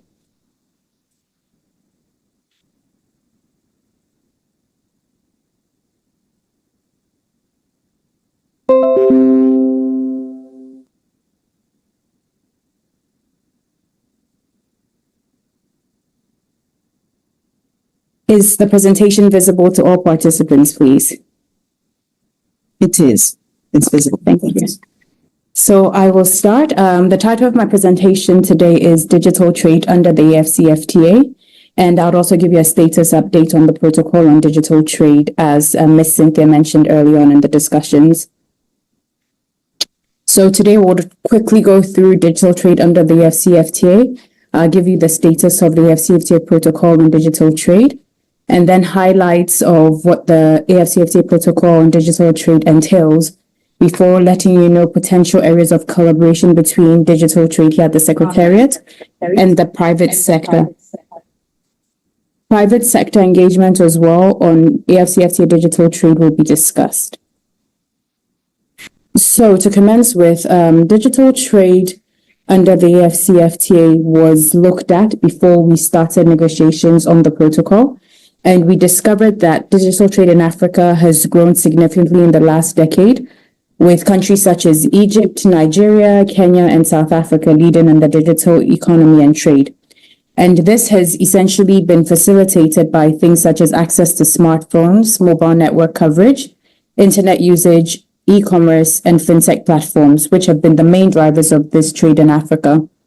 However, we continue to encounter multiple barriers to digital trade in Africa, and these include but are not limited to things such as low digital literacy, the high cost of broadband and internet services. So that's an issue of affordability, as well as inadequate connectivity within countries and outside countries as well. There's also limited interoperability, which means that whenever you're even using a system in, let's say, Ghana, and it's MTN, and you cross to Nigeria and you have MTN, these two systems do not speak to each other, so you are not able to interoperate across platforms in Africa.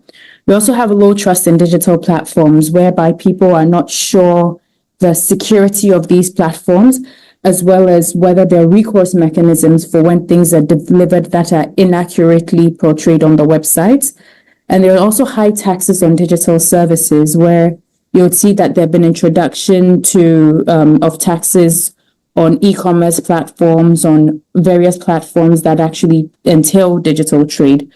There's also a lot of inadequate digital infrastructure on the continent, and then limited distribution and logistics systems, which means that even when you order these items, you're unable to receive the goods that you've ordered for online.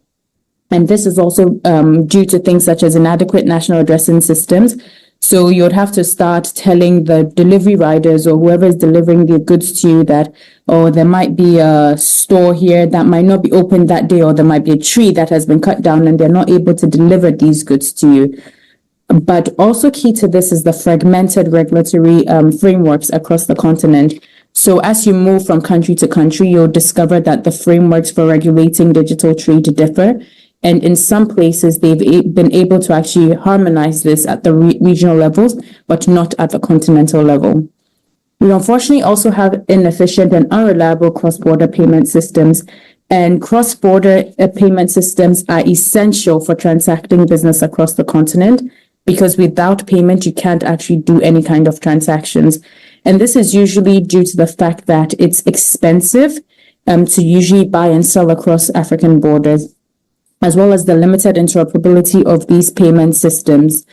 And the dominance of a third currency in these cross-border payments also raises the cost of digital transactions. As Emeka mentioned earlier on, most of these transactions leave the continent, go to other continents, and then are sent back to us. And it's usually anchored on things such as the dollar or the euro. So you end up losing money through these transaction costs. So these cross-border transactions, to essentially navigate them, you'll find that a lot of them are cash-based, especially at land borders where women and MSMEs tend to cross and actually transact business with cash, largely because of the high cost of transacting and also the foreign exchange restrictions stemming from these liquidity challenges. However, there is hope, and we would see that this has been the case, as I mentioned, in the last decade or so. While nascent in most of the continents, a lot of countries are making progress in driving digital trade, and some even enjoy e-government systems, digital infrastructure, and very supportive regulatory environments to grow online trade.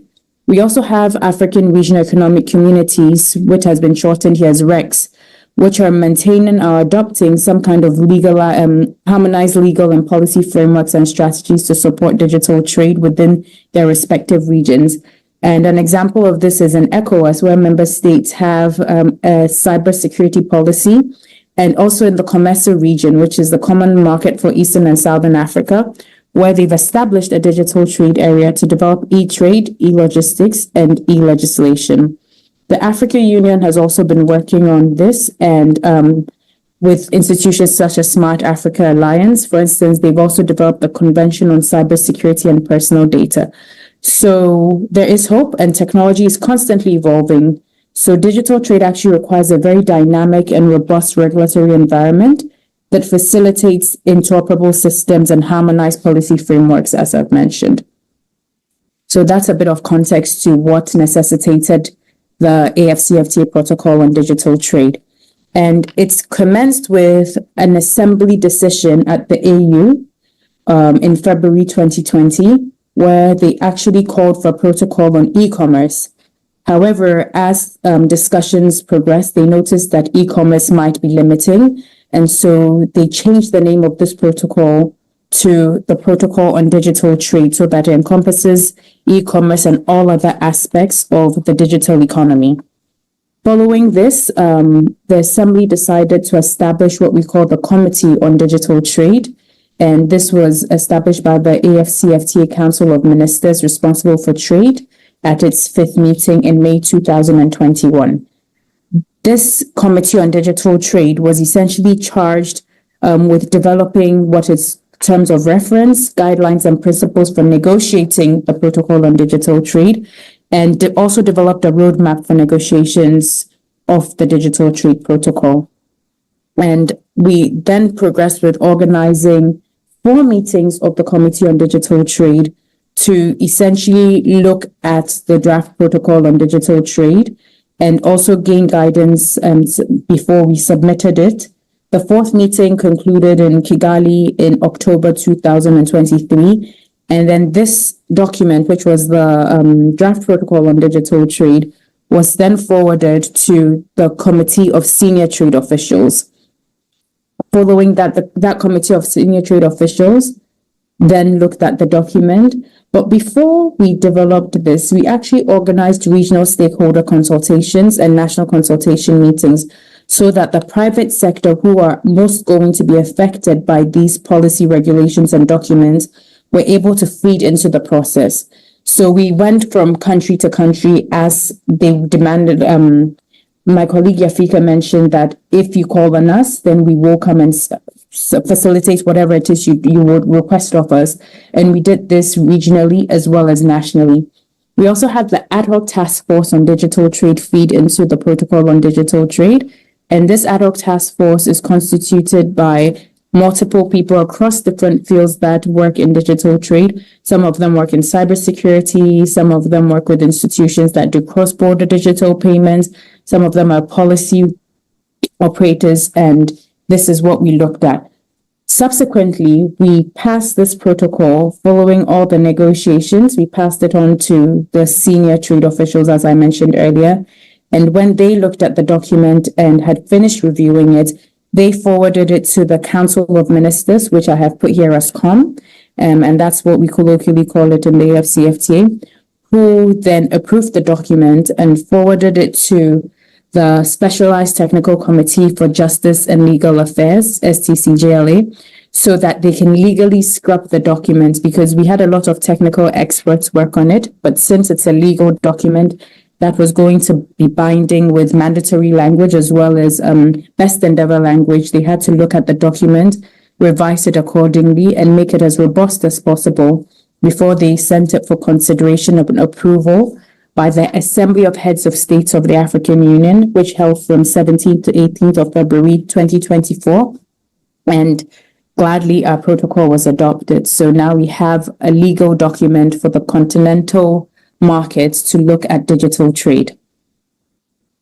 So what is contained in the AfCFTA protocol on digital trade? The protocol is essentially divided into 52 articles, and those 52 articles have been put into 11 parts and preceded by what we call a preamble. So the preamble basically mentions considerations for the development of the protocol.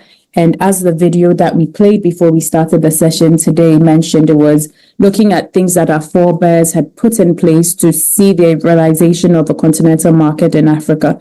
So this calls on things such as the AU Agenda 2063. It talks about the realization of an African monetary union and currencies. And this is what is contained in the preamble. We also have general provisions such as definitions to basically give you guidance on exactly what the protocol entails. This is going to be a document that is for public consumption. So we need to know that even the layman understands what it is that the document contains. And then we also have what are the objectives of the protocol. So what it is that the document seeks to achieve in driving digital trade in Africa, as well as the scope of what the document entails, which is digital trade. And the right for countries to regulate digital trade, which also protects the sovereignty of the different state parties to the agreement. So we also have documents in it, such as market access, which is the second part of it, and treatment of digital products. So this looks at things such as rules of origin, which is generally covered under the AfCFTA, customs duties, and non-discrimination of digital products. We also have facilitating digital trade, which is how we are going to conduct digital trade using this document. And this looks at things such as electronic trust services, electronic authentication of these materials that are sent for digital trade, as well as paperless trading, so that when you're a business that is situated maybe out of your capital, you do not have to physically print a document and send it to another place just to send your product off out of your country into another country. We also looked at logistics and last mile delivery because that is key to actually moving whatever digital products and services you're ordering online and delivering them physically to people, because not all products and services are digitally delivered. Some of them are physically delivered. We also look at things such as digital infrastructure and interoperability, as well as mutual recognition of these platforms and facilitating digital trade. There's also data governance that is looked at in the protocol on digital trade, and this looks at things such as cross-border data transfers. And as we are very well aware, we cannot transact business without exchanging information. So it seeks to see how this information is sent across borders and is done in a manner that is safe, secure, and reliable, as well as the protection of personal data, because whenever you're putting maybe your bank details, we need to make sure that it's also protected so that your identity isn't stolen and your card or whatever means of payment you're utilizing is not used for nefarious means. We also have where we're going to locate computing facilities. And one of these things that we look at is ensuring that a lot of these computing facilities are located on the continent so that we're able to control our own data. We also look at data innovation to see how it is that we're going to use new kinds of innovation to progress digital trade on the continent. We also look at business and consumer trust in part 5 of the protocol, where we look at issues such as source code, which is essentially the intellectual property that is used to develop all these aspects of digital trade. We look at cybersecurity, internet access, and online consumer protection, where we look at developing proper recourse mechanisms that are efficient and reliable for people that purchase things online, so that should something not be as it was stated when you were purchasing it, you can return it without it costing you an arm and a leg. We also look at unsolicited commercial electronic communications, which we colloquially term as spam, or junk email, to make sure that we are not bombarded by these things whenever it is we're just trying to order one item on a website. And my favorite part that we look at in this is digital trade inclusion, to ensure that all peoples across the continent actually participate in digital trade. And this protocol doesn't actually widen whichever gap that is already existing in digital trade. We also look at that specifically for women, youth, MSMEs, and other underrepresented groups on the continent, and as well as digital innovation and development, as well as digital skills and development.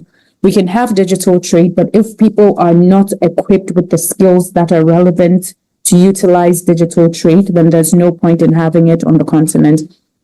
We also look at emerging technologies and innovation, where we specifically focus on advanced technologies and emerging technologies without specifically mentioning which technologies exist, because should you mention this, then you could have an outdated document as technology evolves. We also focus on how financial technology is going to benefit digital trade, and also how ICT and its products are utilized for digital trade. We have institutional arrangements, which, as I mentioned earlier on, pertains to the Committee on Digital Trade and how they manage this protocol on digital trade, as well as transparency, where there's a need to publish information that pertains to digital trade in all state parties, as well as provide open government information for people looking to transact digital trade, and non-disclosure of confidential information, such that whenever you're transacting business, whoever it is you're selling it to cannot then forward it or sell it to external third parties through data mining and as such, as well as technical assistance, capacity building and cooperation. We list a multitude of areas of cooperation, but then that will also progress as and when the need arises. And then standard text procedure in it, we have what we call our final prohibitions. So it looks at relationship with other protocols, dispute settlement should a dispute arise regarding digital trade, and then the annexes, as well as implementation, monitoring, and evaluation.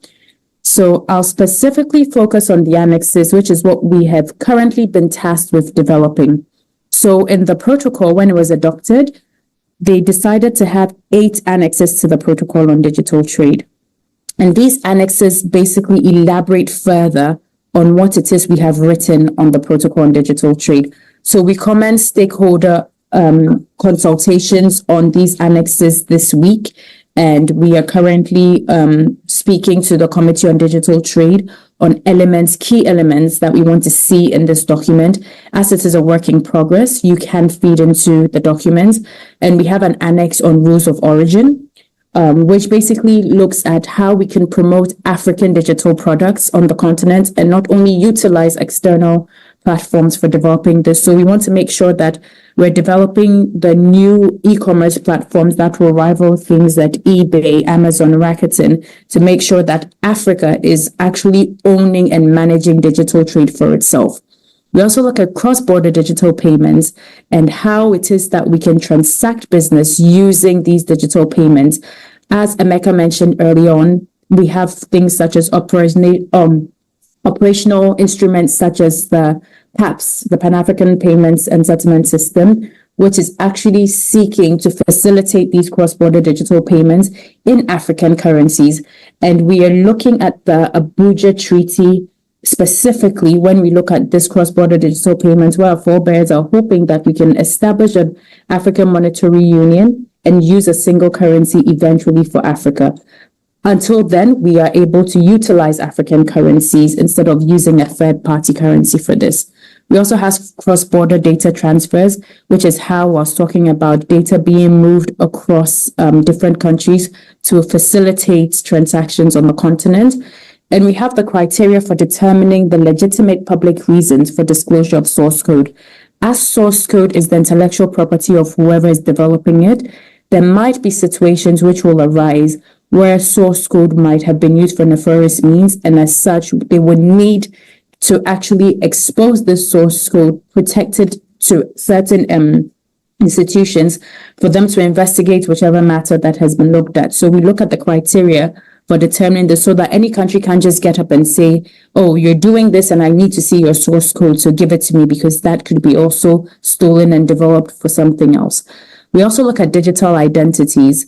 In the regional economic communities, we find that there are lots of identities that we've now had biometric passports that are being shared, but we want to see whether we can develop mutually recognizable digital identities, or at least some kind of digital identity that enables me to put in my details, whether it's an ATG or Manso, whichever platform that is developed, so that they know that whoever FBA says in Ghana who owns this business, indeed that person exists and is clear, reliable, and can transact business with another person in Eritrea who has also been verified.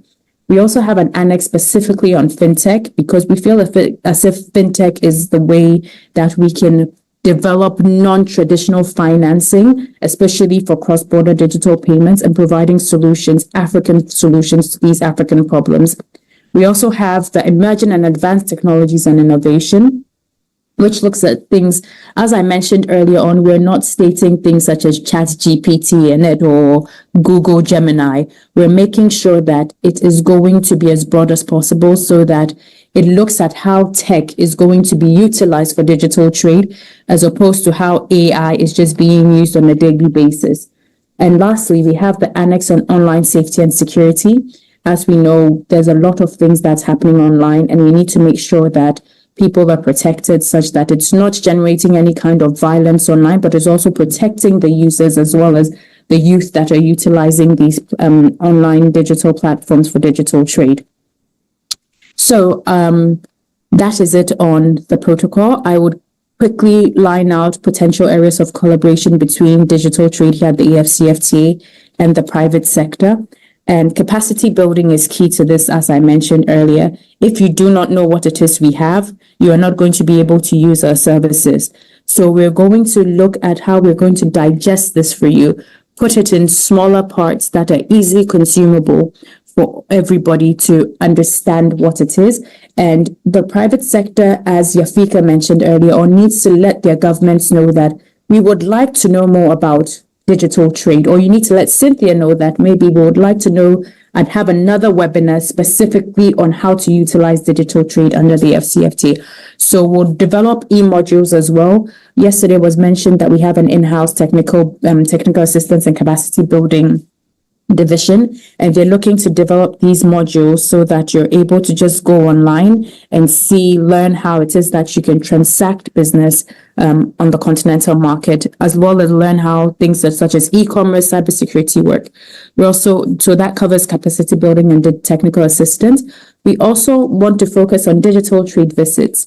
As Yafika mentioned also earlier on, we have national implementation offices that are very active and have started conducting trade visits to other countries and even setting up trade houses for them.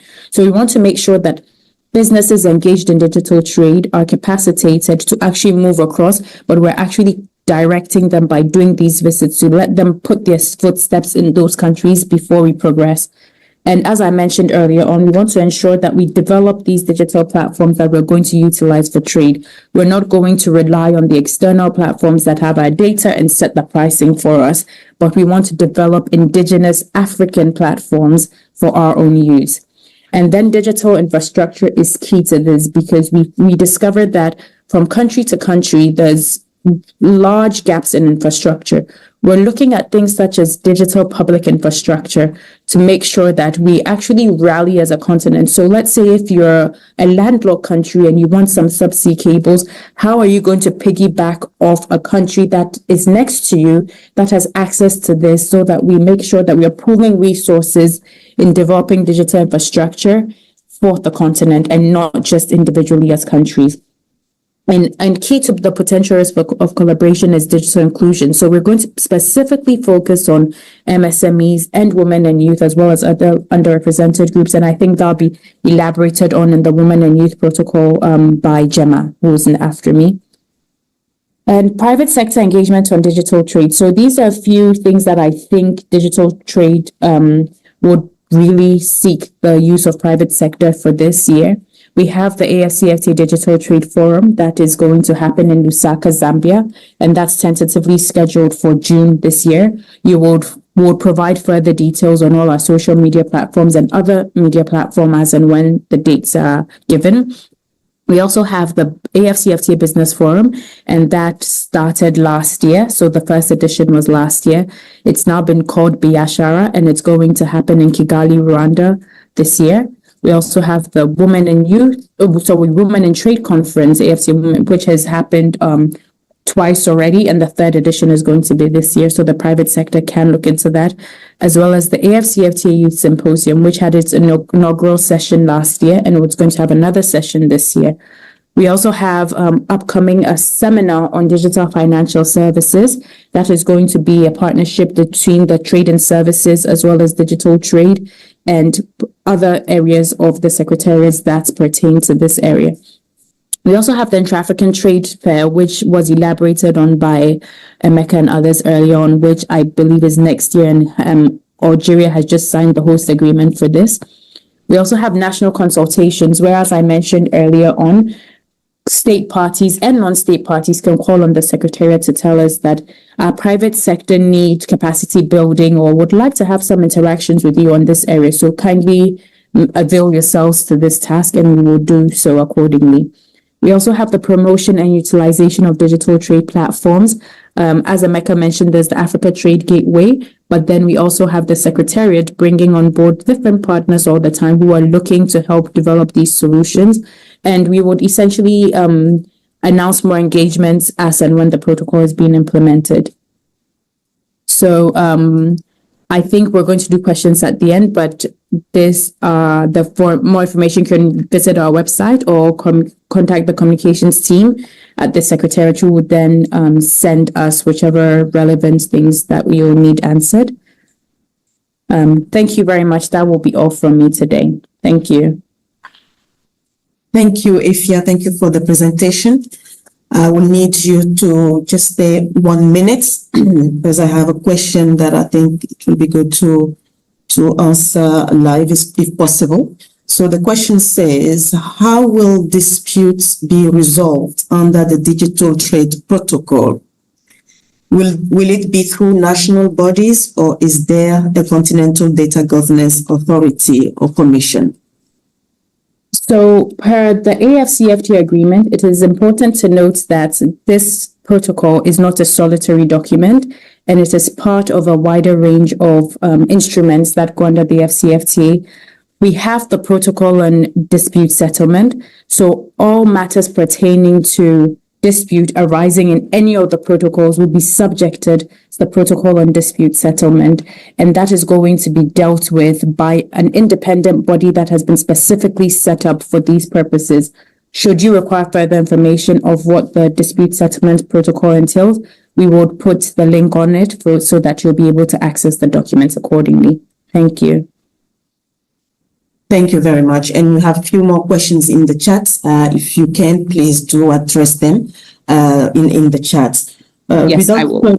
Thank you. Thank you very much. Thank you very much, Cynthia. Without further ado, we will move to the next presentation.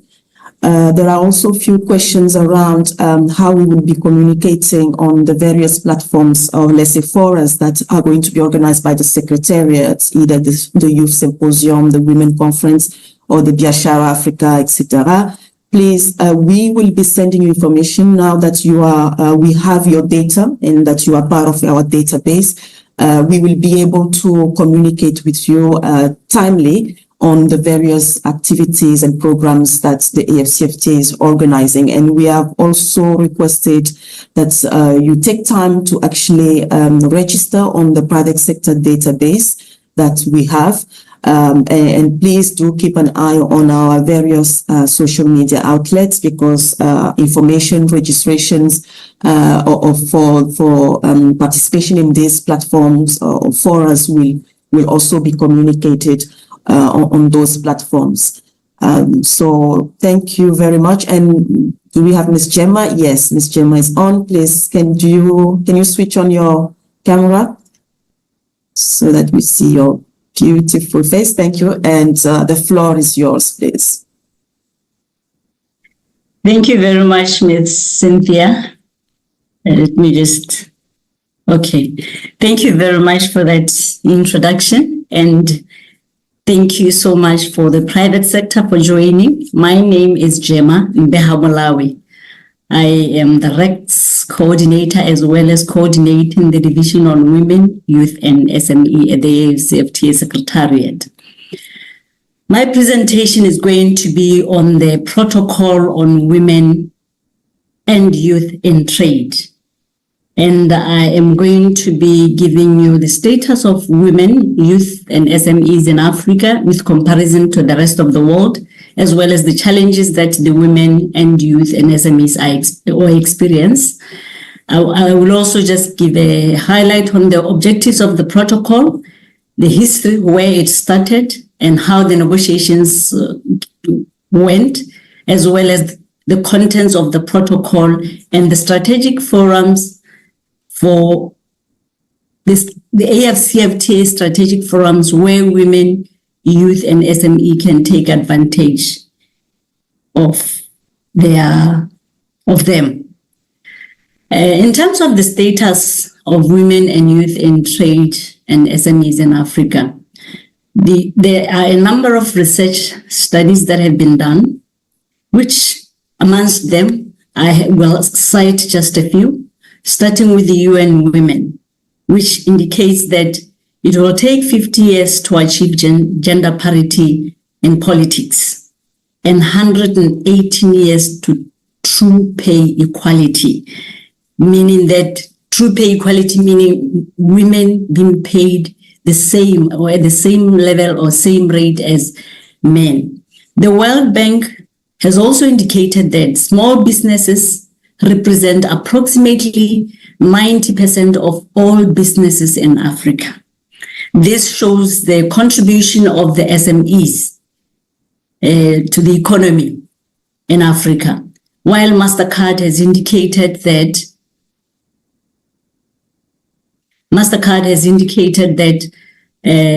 for the sub-Saharan African countries, there are 44 million micro, small, and medium enterprises.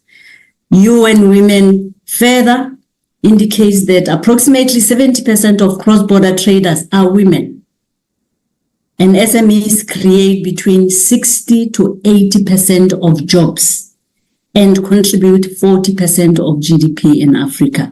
This shows the importance of women, youth, and SMEs in Africa. Oh, sorry. And then comparatively with the SMEs in US, they contribute 53%, whilst those in Europe contribute 65%. You can see that it is less compared to the contribution that is made by SMEs in Africa. Now, there are a number of challenges that are faced by women and youth in trade as well as SMEs in Africa. Limited or lack of disaggregated data by sex and age to support gender responsive trade policies. You may have seen that often at times data is just, especially trade data, is very, very scanty when it comes to our own continent.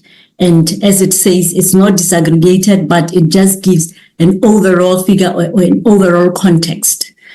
High cost of transportation and logistics. It was mentioned yesterday by the Department of Trade and Goods that it is very expensive to send a consignment to other continents, to Europe, to America, compared to send the same consignment in Africa. There are a lot of barriers that were indicated by NTBs yesterday in terms of the logistics and the transportation as we send our goods and services to the rest of our continent. Complex customs procedures. In most cases, women and youth as well as SMEs are in the informal sector. And in the informal sector, it means they are not even able to access these complex customs procedures, let alone understand or read them, because they carry the same language that we use when we are negotiating these procedures. Hence, the reason why even the understanding of these complex procedures is very minimal when it comes to SMEs or women and youth in Africa. Lack of infrastructure to support rural women and youth participation in trade. I believe that all of us can relate to this one. And non-tariff barriers, which increase trading costs. They push women and youth traders and producers into the informal economy because they don't have that muscle. And then compliance with regulatory requirements and safety and quality standards, the digital divide. Indeed, compliance with regulatory requirements would be a challenge because I have stated earlier on of the fact that the procedures that are developed are complex, and therefore how can they be able to comply with these procedures when already the procedures are complex? Moving on, I'll briefly talk about the history of the protocol. In December 2020, the extraordinary session of the summit committed to broaden the scope of the AfCFTA agreement through the support and inclusion of young Africans, women, and small and medium enterprises. And then in February, they took a decision, or they instructed that there should be an inclusion of the protocol on women and youth in trade, the same protocol that I'm talking about right now. And then in September 2022, AfCFTA earlier mentioned that there was we are expecting to host the third conference on women in trade. The first conference was held in September 2022, and it was held under the patronage of Her Excellency Madam Samia Suluhu Hassan, who is the President of the United Republic of Tanzania, as well as the champion of the women and youth in trade. At this conference, it was the conference on women and youth in trade. It combined both women and youth. And it was at this conference where recommendations that were made by the women and youth were gathered, and the same recommendations were used now to start the negotiation process of the protocol on women and youth in trade. The negotiations, ladies and gentlemen, it was mentioned earlier, it was mentioned yesterday that the negotiations are done through the government or are done by the government. However, the government is expected to consult nationally the private sector, the women and the youth prior to these negotiations so that they can get their views in the whatever protocol that is being negotiated. Not only that, with the protocol on women and youth in trade, we also consulted with the stakeholders. And the stakeholders here are business associations for both women and youth and for SMEs. They were consulted to give their insight because this is a protocol for the women and youth to get their insight so that this protocol can be able to serve their interests. So there were a number of negotiations that were done by the committee after the stakeholder consultation. Whatever recommendations that come out of the report of the consultation is taken to the committee. The committee is the one that is going to discuss that and then provide all the recommendations that would be used to develop the protocol. So there were a series of meetings or engagements that were held with the committee in the development of the protocol. Then finally, at the end of the protocol, there was a technical committee on justice and legal affairs that looked at the protocol to ensure that since this is a legal document, it has all the legally correct wording and enforcement that can be used by all the nationals of the AfCFTA or the member states or the state parties of the AfCFTA. So it had to be taken through the legal affairs or the justice and legal affairs. And then the protocol on women and youth in trade was adopted by the ordinary session of the Assembly in February this year, as mentioned earlier by Cynthia. The objectives of the protocol include the following. It provides a legal framework for implementation of the AfCFTA agreement. Please remember that this protocol is part of the AfCFTA agreement. It is not a standalone protocol. Further, the protocol ensures inclusion or is to ensure inclusion of women and youth in policy making decisions. Earlier on, Yafika was presenting on the implementation strategies and the implementation committees. It is expected that in those committees, women and youth should be represented. Also, or further, the protocol ensures availability and access to trade information and data to women and youth, both in the formal and informal sector. It encourages research on issues affecting women and youth in trade. Technical assistance in skills development, technology, and marketing to integrate in regional value chains. This is what the protocol is meant to ensure, as well as the implementation mechanism to prevent, discourage, address, and eliminate any form of harassment for women and youth in trade. And finally, it encourages infrastructure development that is conducive for women and youth on cross-border trade. The protocol has a number of articles.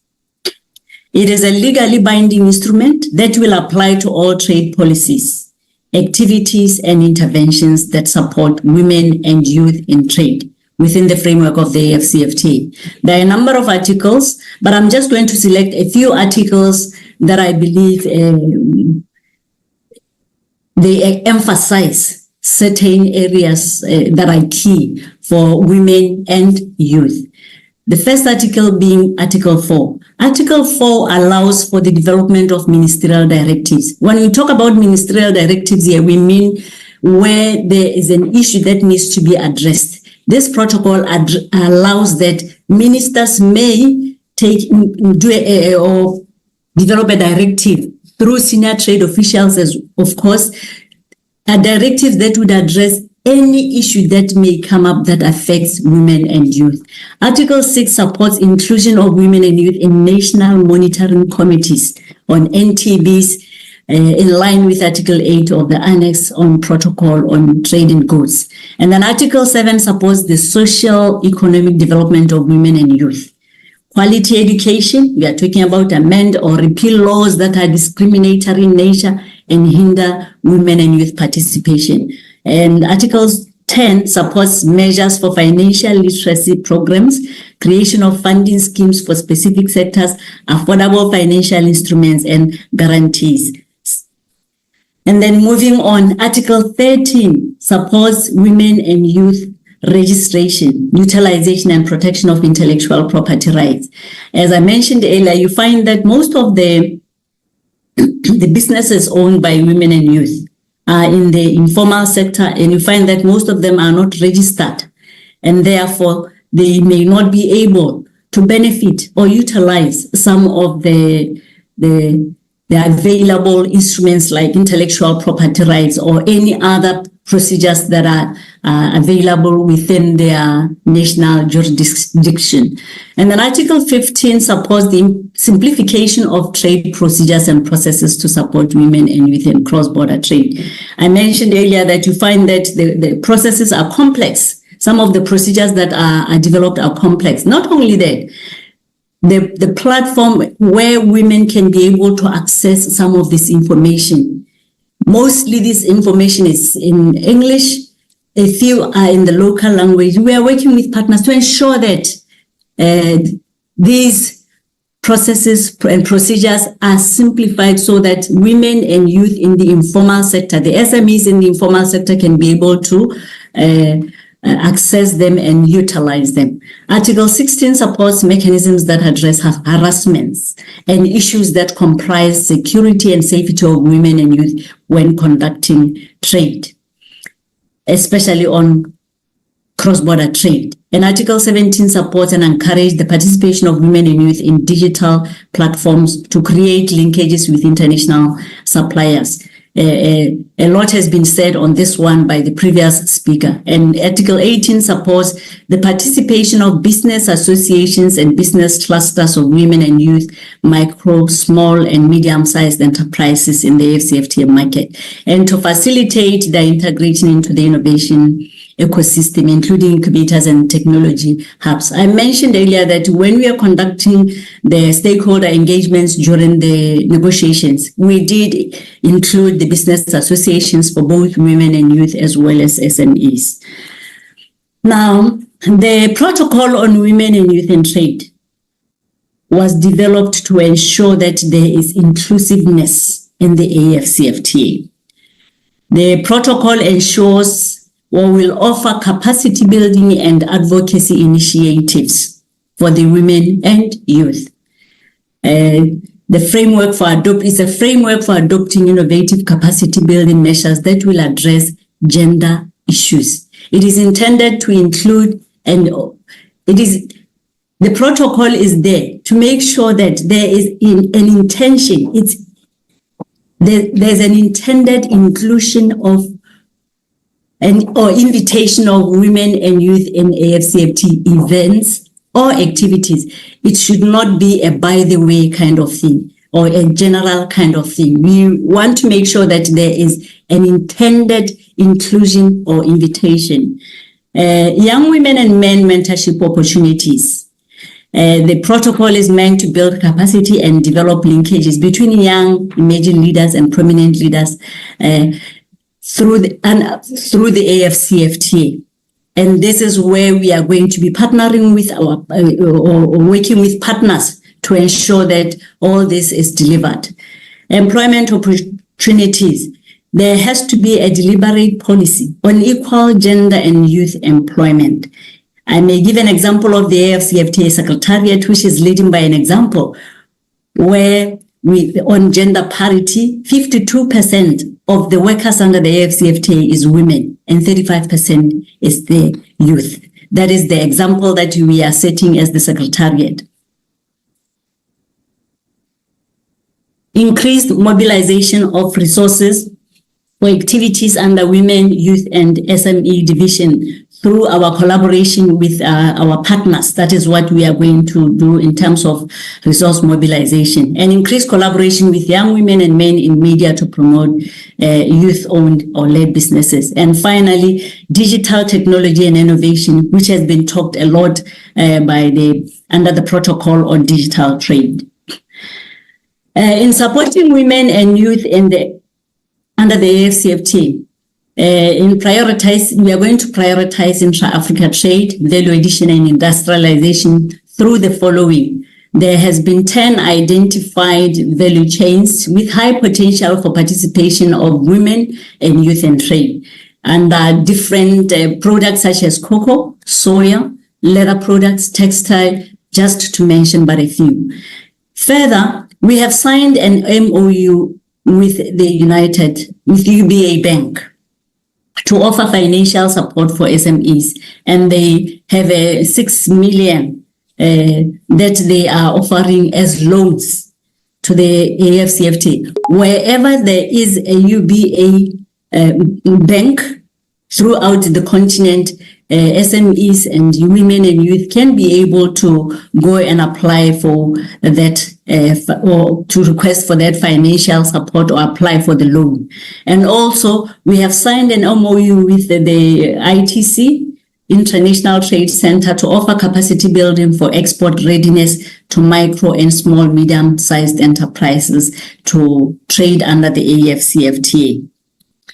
In conclusion, ladies and gentlemen, for the implementation of the protocol, we expect to have successful implementation of the AfCFTA agreement.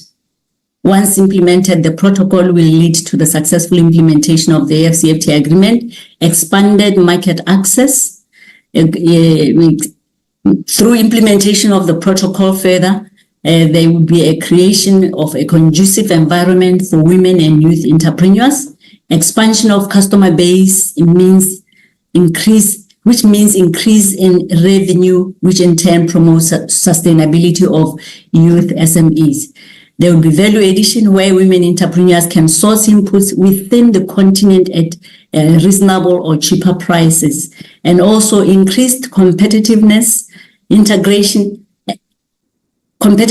integration into regional value chains, as well as diversified business opportunities.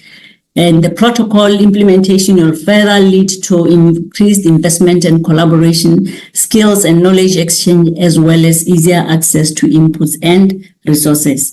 Before I conclude, I think this has been talked a lot about by previous speakers. These are the strategic forums where women, youth and SMEs can participate to gain all those that capacity, networking, collaborations that I earlier on talked about. We have the Youth Symposium, which is there to strengthen participation, advocacy skills, knowledge sharing, and partnership.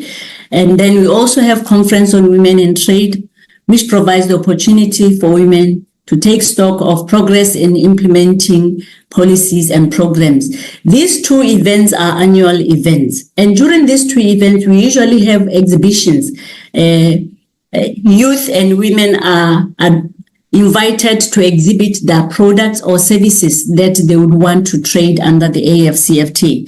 Then we have Intra-Africa Trade Fair, which is a biannual event. The next one is going to be next year in Algeria, which has just been launched this week by Algeria in collaboration with the AfCFTA. Then we have the Business Forum of Yashar Africa, which is going to take place this year in Rwanda, Kigali. Others have been mentioned, such as Digital Forum, Digital Financial Services, and further to that, we have webinars, seminars, which are organized at national, regional or continental level, like the one that we are currently having. With that, ladies and gentlemen, thank you very much. Merci. Obrigado. Asante sana. Thank you very much, Ms. Gemma. Thank you very much. I see that you missed the Arabic. But no, great. Very encouraging, obviously. We really look forward to the implementation of the protocol on the women and youth in trade. For sure, this is definitely going to boost and amplify participation of these target groups in the AfCFTA, which is critical for the realization of the objectives of the AfCFTA. So thank you very much. I know people have been asking where they can actually find the protocols. I just want to mention that the protocols will be made public, obviously. There is, after it is approved or adopted by the heads of state, there is a process, administrative process that has to take place at the level of the African Union before it is actually put out there for public consumption. So this is being carried out at the moment. And as soon as it is finalized and cleared off, it will be made public. It will be on our website, the AfCFTA website, where you can actually find a repository of all the various legal documents. So thank you again, Ms. Gemma. I'm going through the chats here. I don't see. Thank you, Ms. Cynthia. I should have mentioned that this is the first protocol of its kind in the whole world. There isn't any other organization or country that has the same protocol except for the AfCFTA. Thank you. Absolutely. Thank you. Thank you very much. And when it comes to the various programs that we are going to host, the Women Conference, the Youth Symposiums, the dates are not yet finalized. The dates are not yet set, but when it will be, you will for sure be informed through our various channels, and the information will get to you. So that is what I can say at this juncture. Thank you. And what I will do is let's call for a 5-minute break, for a breather, for also our interpreters to rest their minds, because it's quite intensive. So let's come back in 5 minutes, please, for the next presentation, which is going to be on the AfCFTA Hub. That is the platform, another platform that is developed in collaboration with Afro Champions, one of the partners of the AfCFTA Secretariat, to promote trade on the continent. And so we will come back and listen to the presentation by Mr. Kwajo, who is now back with us. Thank you, and see you in a bit.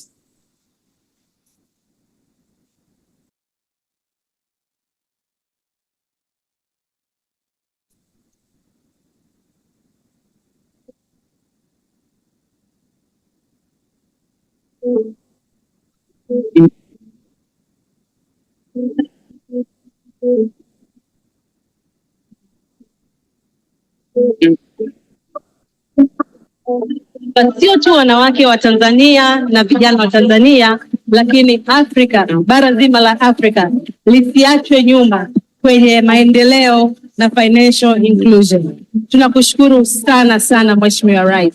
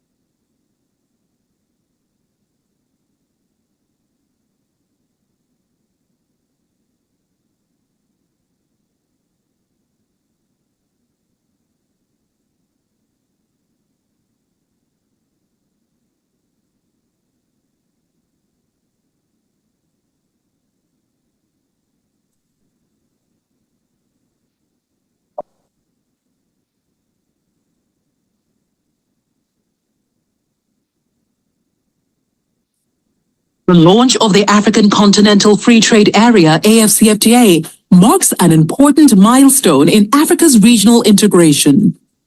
The AU theme for 2023, Acceleration of the AfCFTA Implementation, seeks to augment the efforts and activities of the AfCFTA, which is to create a single Pan-African market to ensure free movement of goods, services, business people, and capital by eliminating trade barriers to support the private sector and boost intra-African trade.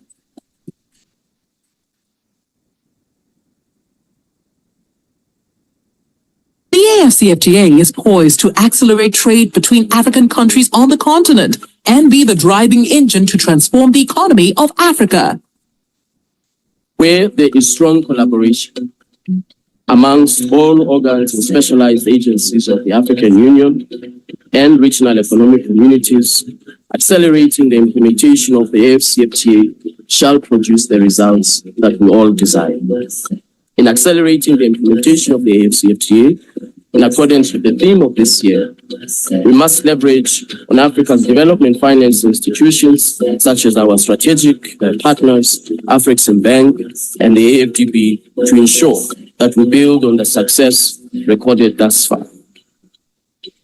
The desire to establish a new era of trade in Africa was not only expressed by Osagyefo Dr. Kwame Nkrumah, but by all our Pan-African forefathers, and their vision is being realized today through the AfCFTA.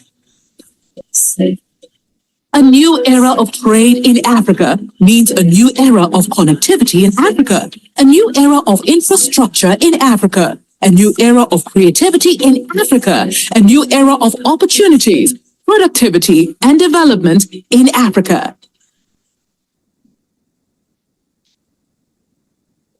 In this new era, you can produce in Accra and compete in Kigali, buy from Lagos and pay in Benin, or live in Tripoli and trade in Tunisia. In this new era, the AfCFTA will empower women and youth in trade to have access to endless opportunities in trading across African countries. The AfCFTA will also implement a cashless and simplified payment system through PAPS with reduced tariffs. By prioritizing and enhancing the operations of agro-processing, automotives, pharmaceuticals, transport, and logistics, the AfCFTA will promote regional value chain development and enable the continent's private sector. With a common market of 1.4 billion people trading amongst each other, the AfCFTA has potential to lift 30 million Africans out of extreme poverty. The AfCFTA's new era of trade brings endless opportunities. We must all come together to create one African market and prosper the economy of Africa. Let's create one African market.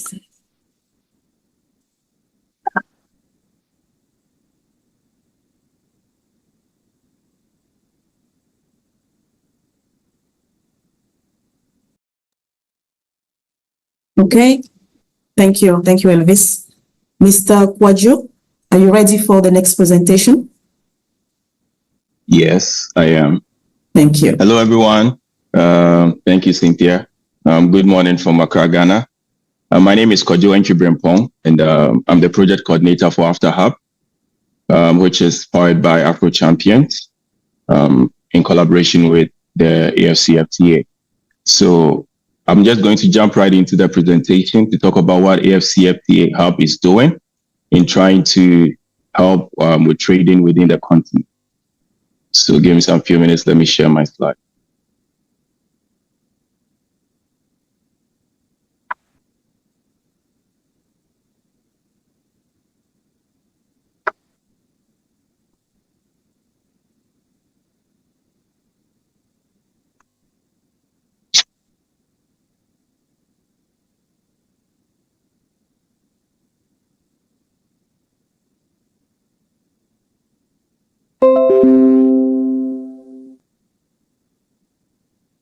Can you please see my slides?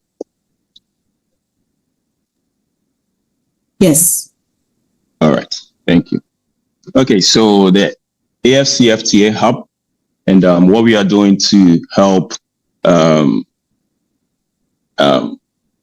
improve the trading in Africa within the continent So we've been talking about what AfCFTA means to all of us in Africa here and the immense opportunity that it has for us.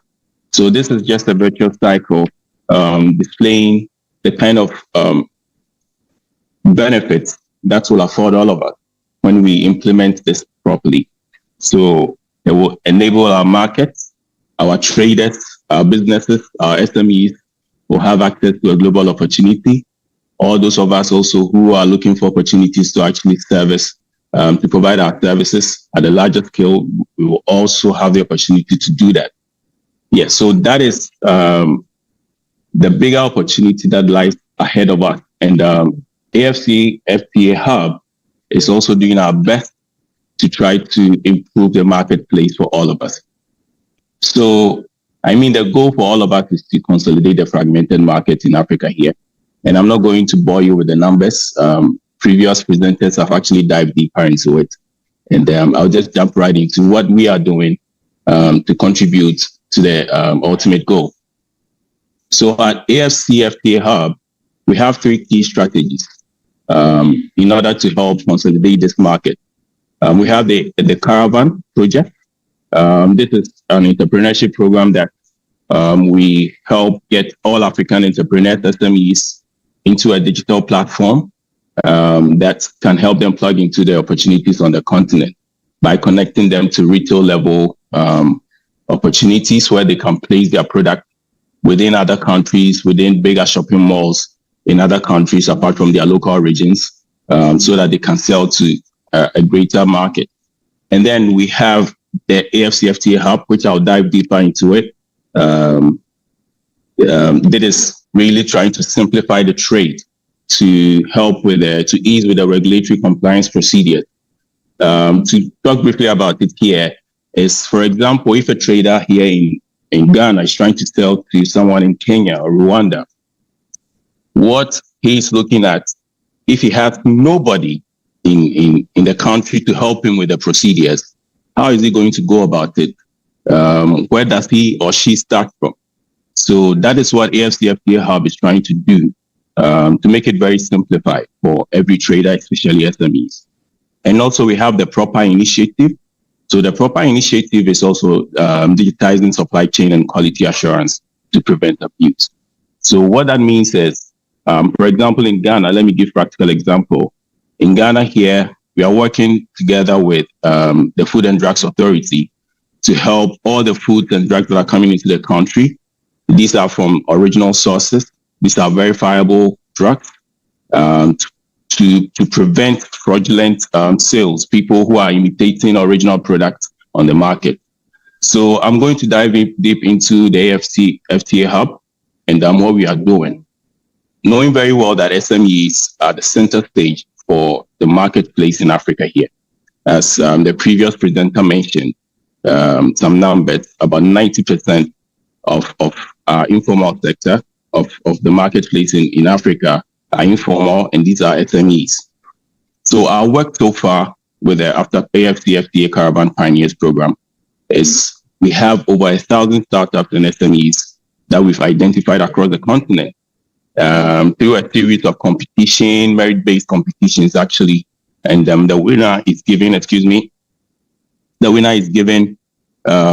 some sizable amount of money to help improve their startup to scale, and also to connect them to opportunities beyond their region.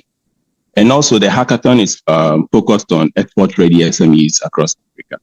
So we help you develop your brand, your capacity building if you want to train your staff, also market access through packaging and intervention with retail network connectivity. Also, there is a lot of engagement going on with logistics operators.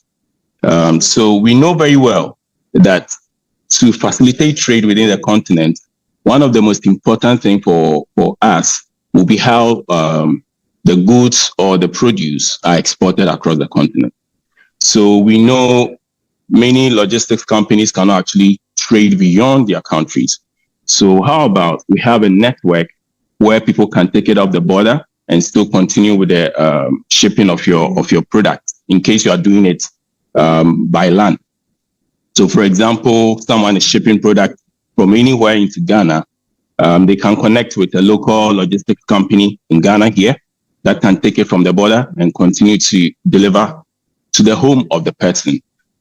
In case the product they are selling is something that they can actually deliver to the homes.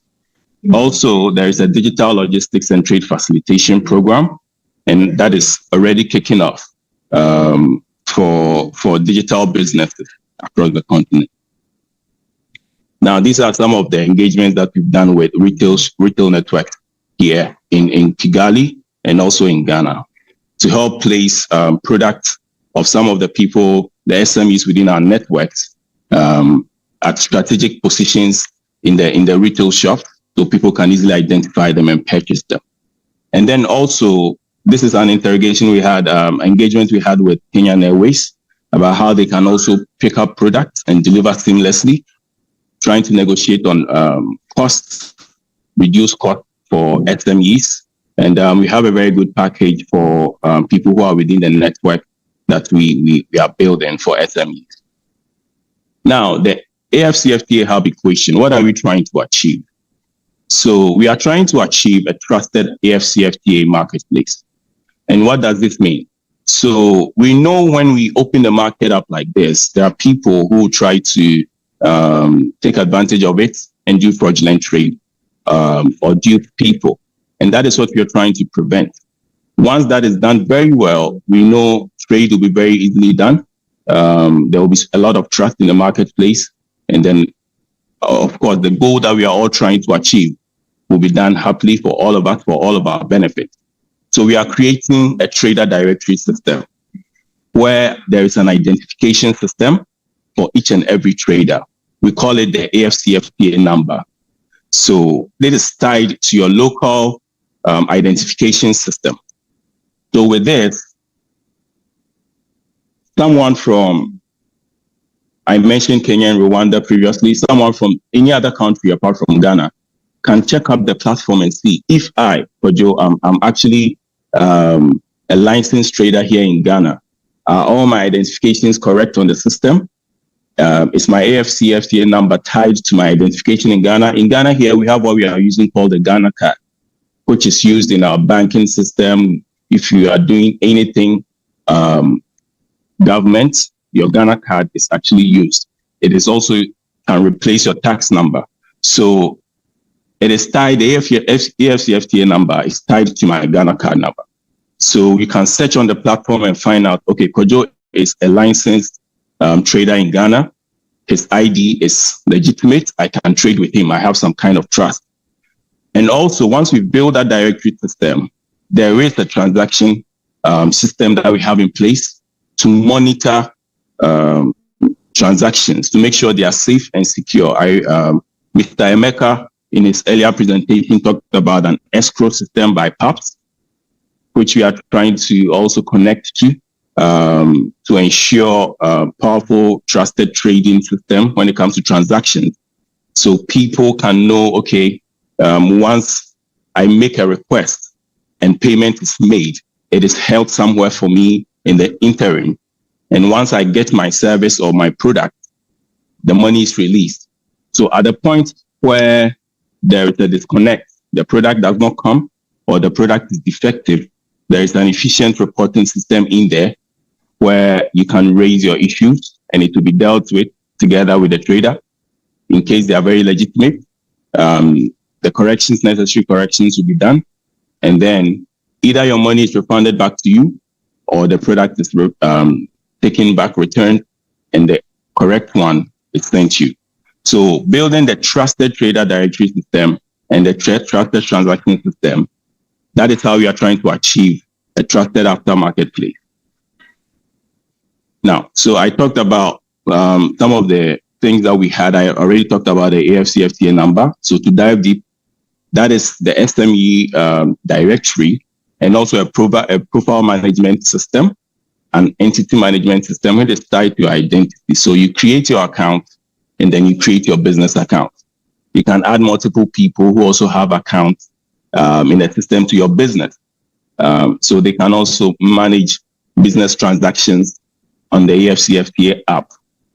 And also the marketplace, which takes the transactions, trusted transactions, and also the e-logistics, where someone can pick it up from the border and then deliver to you within the time frame that is promised during the trade. So a trader in Ghana wouldn't have to worry who will pick my product here from Ghana and deliver it directly to South Africa or Kenya or Rwanda, in case there is someone who wants to purchase my product.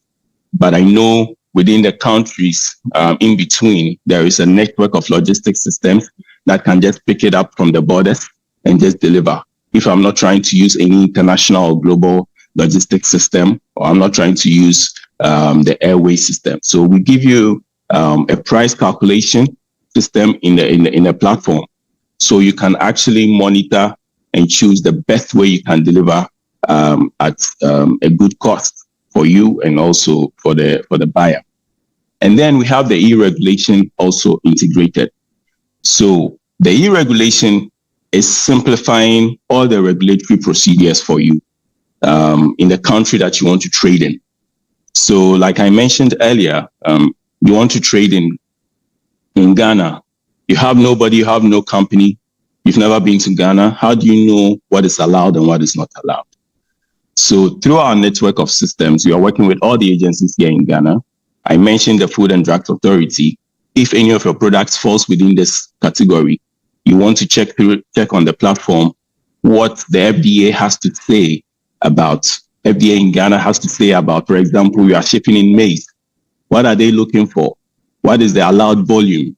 What are the other components of this trade that the Food and Drugs Authority are really concerned about before they allow into the country? So we are simplifying that for you, so you can actually know exactly what you need to do, send in all your certifications, your product testing and certifications and results to the FDA before your product even gets into the country. So that is the idea we are working with for the e-regulation within the AfCFTA app. Now, when it goes to the website, these are just screenshots. You can go there, AfCFTA, and try to actually create an account for yourself. So you create an account, and then you generate your AfCFTA number. With time, there are a lot of features that are being unveiled. Currently, the focus here is right now in Ghana. We are connecting with multiple agencies, and then also with the national identification system. So if you are not within Ghana, now there is a wait list that you'll be putting. As we roll on to other countries, you'll be alerted and then informed, so you can connect your necessary identification system. So you can build that network of trusted traders within the platform. So you can see the dashboard, generate your own AfCFTA number, create your businesses, and then connect to agency platforms right there on the app, on the system for you to do that. We have a mobile interface, which is also still under development, to make it very simple, knowing very well that many people who consume digital product or content now are doing it via mobile, creating that marketplace for you to do that kind of interaction. So simply, we are trying to simplify the trade across the continent. So wherever you are, you can just connect or contact someone outside your region and then trade with the person if they're interested in your product. So knowing very well when it comes to SMEs, you need off-takers to provide at scale or to produce at scale. You can just post or advertise your product on the platform, and then people who are interested in your services or in your product can contact you. You can give them timelines when you're going to produce this, all the necessary information, get all the necessary documentation you need to get, and then once the payment is made, you have a trusted trader who is ready to offtake your product the moment it's ready. So this is what AfCFTA Hub is working towards to achieving in creating a singular market for African businesses and SMEs. So this is a very short presentation, and I would say this is a very exciting thing to look forward to. And I hope you jump to the website right away and try to create an account. Thank you very much.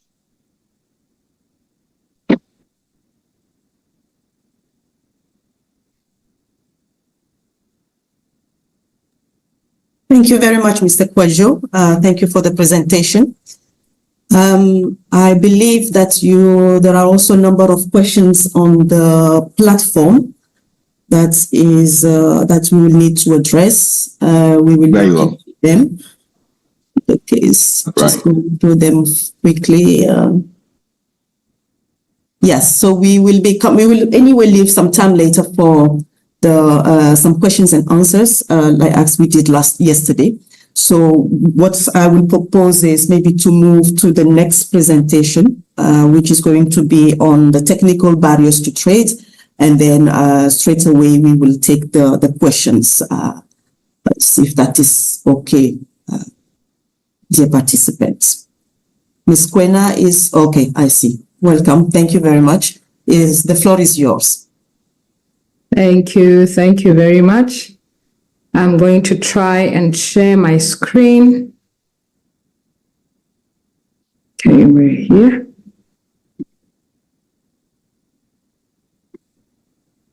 Okay.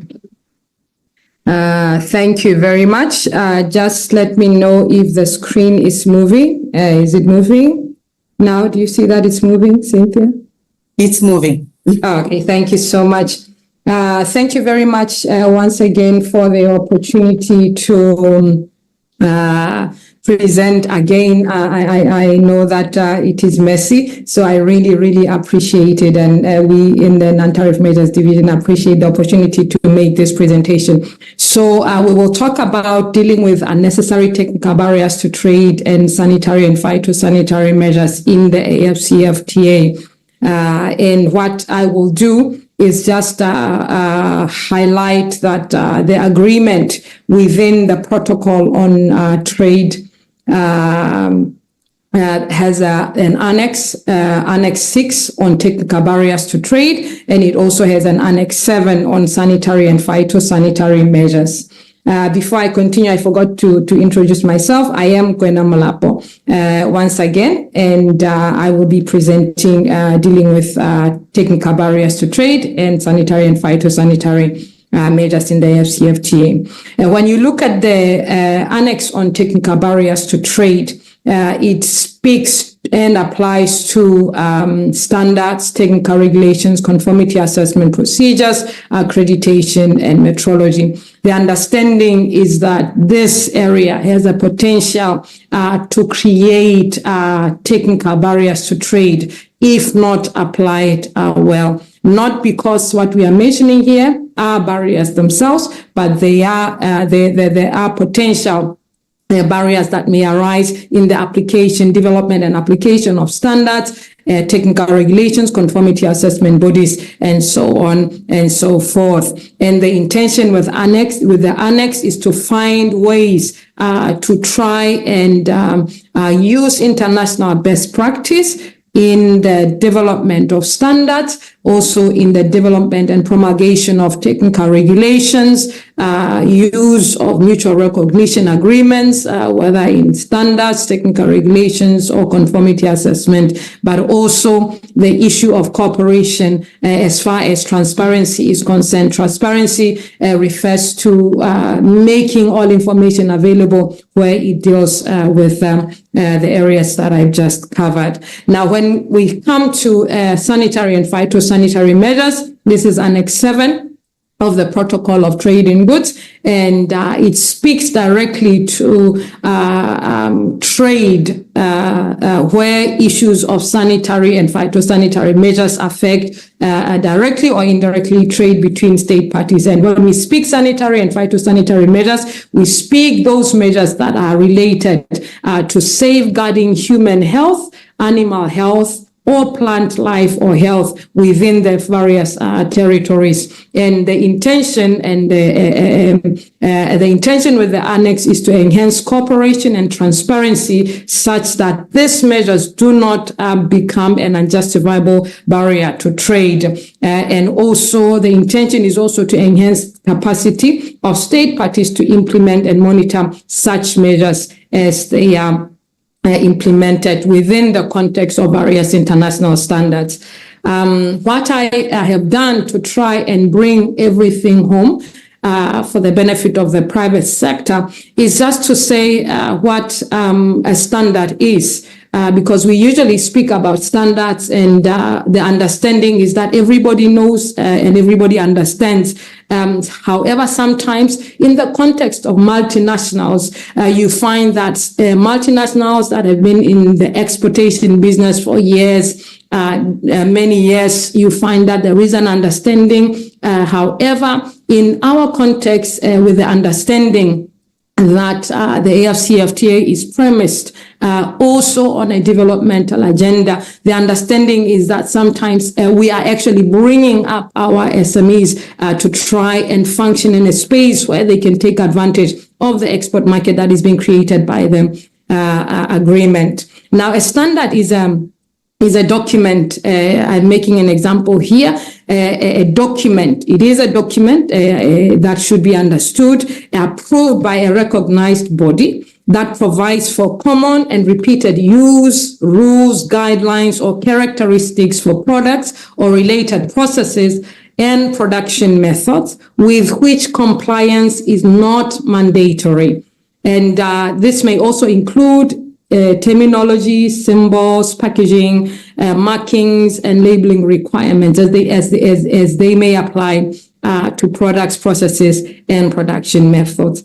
Now, I am making an example here. If you look at the screen with the draft Uganda standard, this was an easy find because it is available. Usually, standards, you will not find them freely available online unless you buy them due to various intellectual property rights. You cannot just find a document online like this. But since this one was a draft document and it was shared for commenting, it was available. Now, when you look at this document, I've just made an example here. This is a UHT milk specification, a draft Uganda standard, and you will realize that it is a document, and anybody that would be selling would want to sell milk within the territory of Uganda. Not only Uganda, you will also realize that Uganda falls within the EAC, because this now also makes an EAC standard, must be able to know what the requirements of the standard for selling of UHT milk within the territory of Uganda and within the territory of the EAC is expected to look like. So this is what is a standard looks like. I just thought if we start here, it will actually help us understand going forward what is it that is expected of the private sector in terms of engaging and taking advantage of the AfCFTA free trade area. Now the standard in itself, I've tried here to pick on a few pages of this particular standard, and it contains requirements. Now the requirements here would be specific. For instance, you will see that there is pesticide residues. What are the maximum limits that should be in this, according to codex, according to requirements that are safe for human consumption? What should the raw materials be? The standard specifies what are the specific requirements. You will see all of this, and you will also realize that there are also labeling requirements. I use this particular standard because it covers both SPS related measures and also TBT related measures.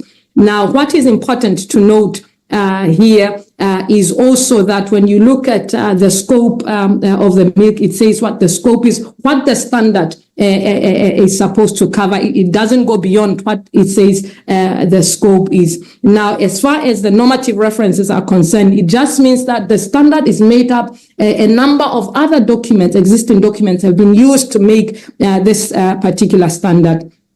So this is usually what a requirement is, what a standard looks like. And it is important, even as we engage at the level of the private sector, as a means of varying, sizes and also different products that we engage in, that we understand that this is what is required of us if we are going to engage within the cross-border trade. Now, moving along, a technical regulation. We also spoke about a technical regulation. If you would like, SPS measures, because they are mandatory in nature, also would take this nature because all of the SPS measures are usually mandatory by nature.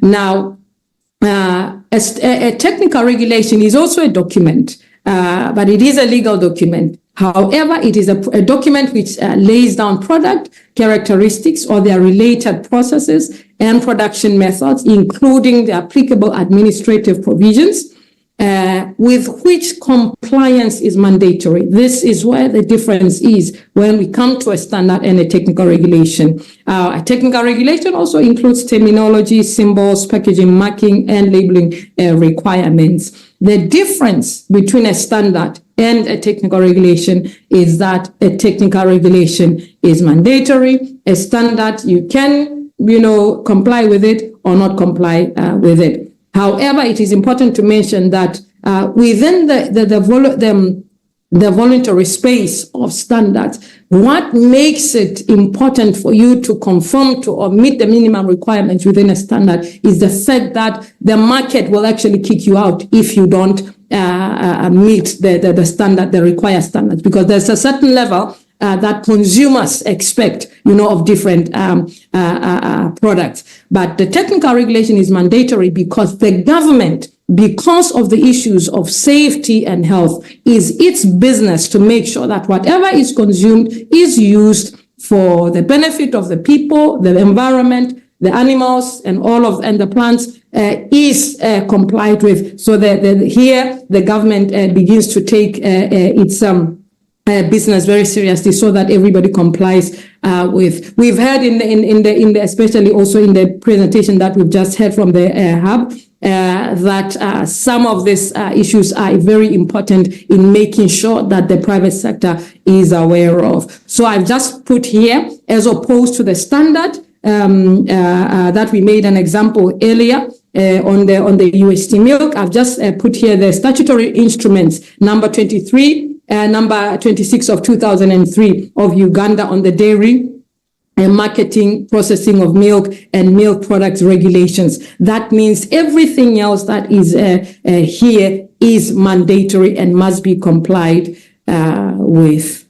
Now, commonly regulated products, if you are selling any or some of these products here, you should know that you will highly likely be required to comply with some form of regulation. This is not necessarily conclusive, but it is a list that we have made. I think it's important to sort of identify yourself, even as you want to go into business or you're in any of this, in any country where regulatory authorities are working well, any of these products would be regulated. This is just for information's sake.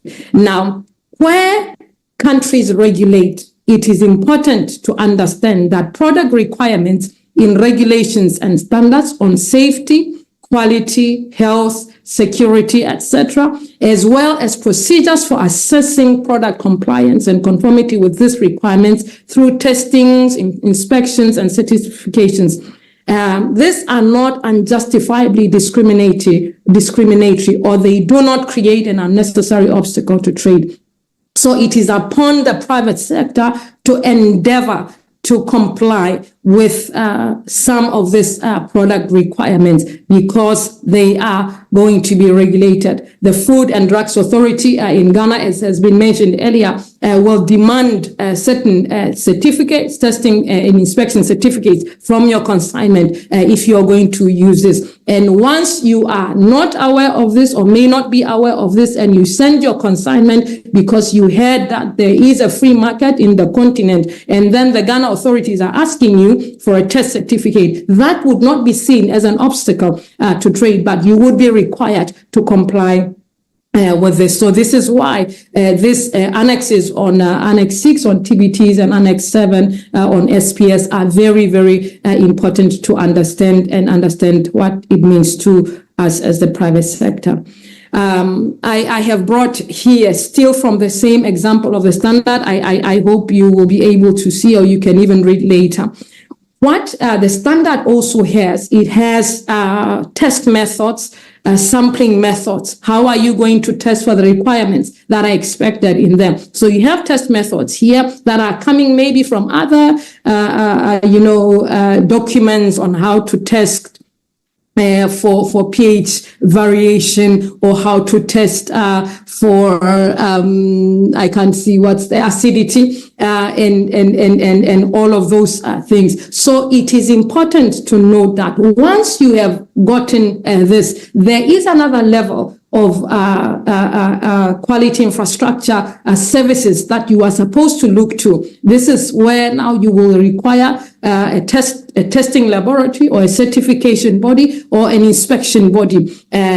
Some of the countries have, other countries have, depending on the sector of priority within a country. However, you find that within the various ministries of health, Ministry of Agriculture, through either the food authorities, the drugs and food authorities, you find that you also have the plant protection authorities or quarantine services or veterinary department of veterinary services, bureaus of standards, energy regulators, and all sorts of. You find that within each sector, there are those that are working to do all of this. And it's important as the private sector to have this information, to know who you are supposed to go to in order for you to be able to get your products across the border. I have to say at this point, if you are just selling, you are a business and you have no intentions of scaling up and taking advantage of the market, it might not be easy. You might not find interest in what I'm talking about today. But if you have intentions of really taking advantage of the AfCFTA as we have it, and as the promise has been that we have the opportunity to benefit so much because of a very huge market that it presents to us. All of these areas that I'm referring to today are very, very important for you to be able to know and find out and be able to comply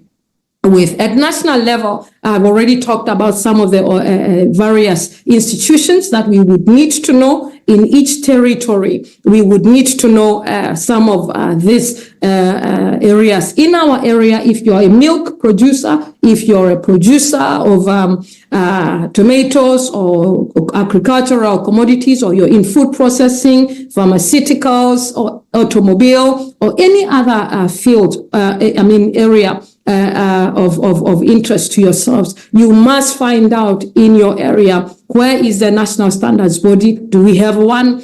In who is regulating the product that I'm dealing with? Who can I test my products to? What is the calibration required, inspection, and all of those things? It is important that you are aware and know where all of this. Now, I've included here the Pan-African Quality Infrastructure institutions. We do have this. We also do have this at regional economic community levels. You have different outfits within the SADC. You have the EAC, you have ECOWAS, and all those recognized by the African Union. You have all of this, some of these institutions, and most of you would be dealing with those from the government level. Now, at the continental level, we have this African Organization for Standardization and the Electrotechnical Commission on Electricity Standards. You have the Accreditation Corporation, African Accreditation Corporation, and also the Intra-Africa Metrology System, where we deal with issues of measurements.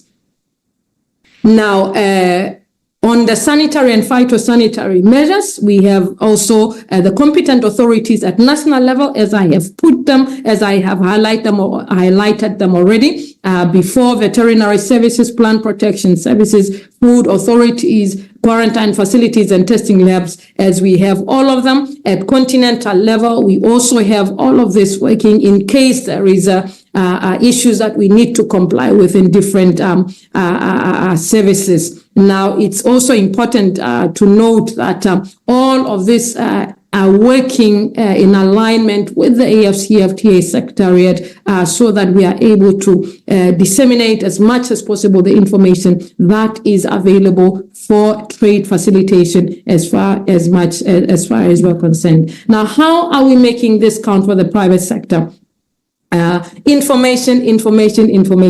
We cannot, talk less about availability of information and making information available for the private sector, and also for the private sector, making sure that they find information before your consignment is held or confiscated somewhere in Central Africa or somewhere in Southern Africa. It's important to know the requirements that you are expected to be able to meet within a certain market, so that all of that works for you.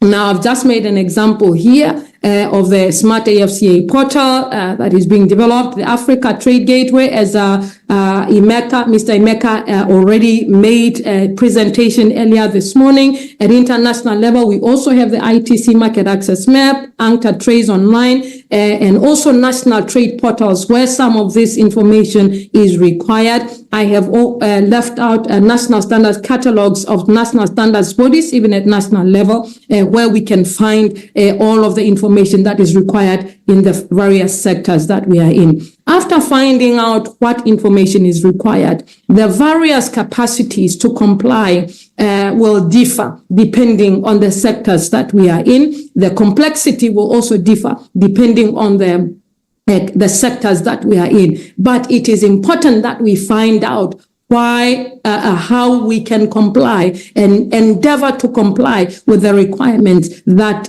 we have, so that we are able to go into the market that we are going into. We are able to meet the requirements of those markets.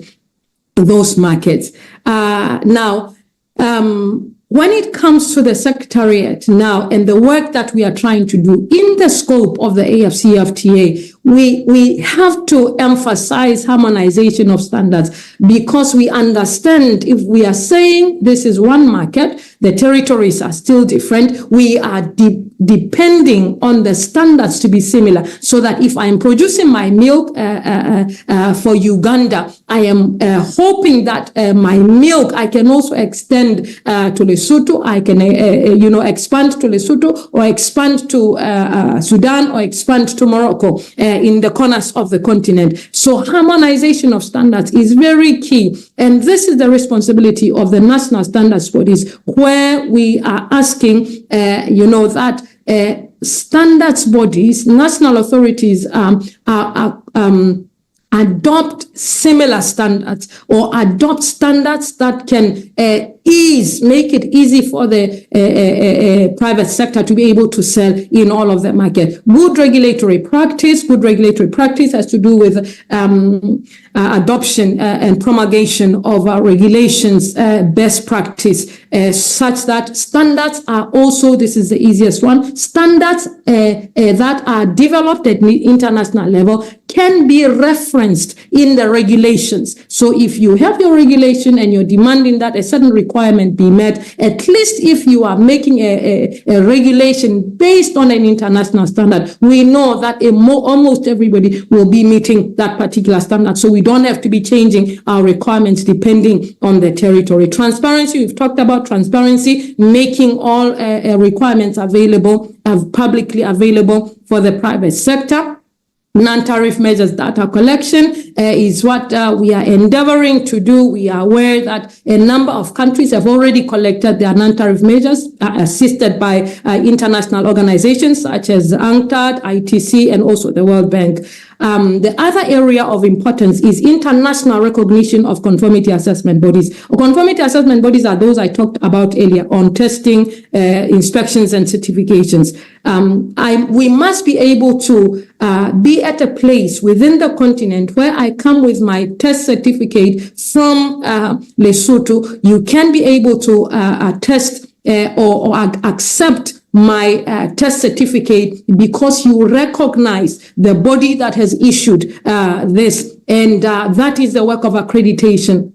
I spoke about accreditation earlier, even though I didn't speak to it in detail. For the conformity assessment bodies to be able to be recognized, they must be accredited, not as an entity only, but the various test methods that they use so that everybody is happy about a test certificate that I am carrying. Now, issues of mutual recognition agreements and also arrangement, these are also some of the work that we, from the policy side, are supposed to be working towards, and we are working towards making sure that we at least are able to recognize each other's, at least in the conformity assessment, issues of technical regulations and standards, we are able to recognize what it is that is coming out of Ghana, is coming out of Nigeria, South Africa, Rwanda, and all the various institutions that will be issuing certificates to the private sector for their products. It's very important that we continue to work. So these are areas of great importance.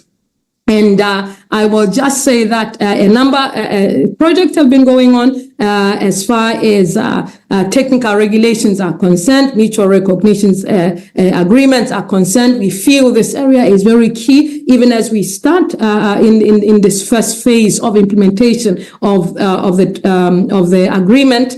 We are hoping that we can at least put some foundation where we can have these issues sorted out. This is in the area of TBT and in the area of SPS. We also are working on the notification system.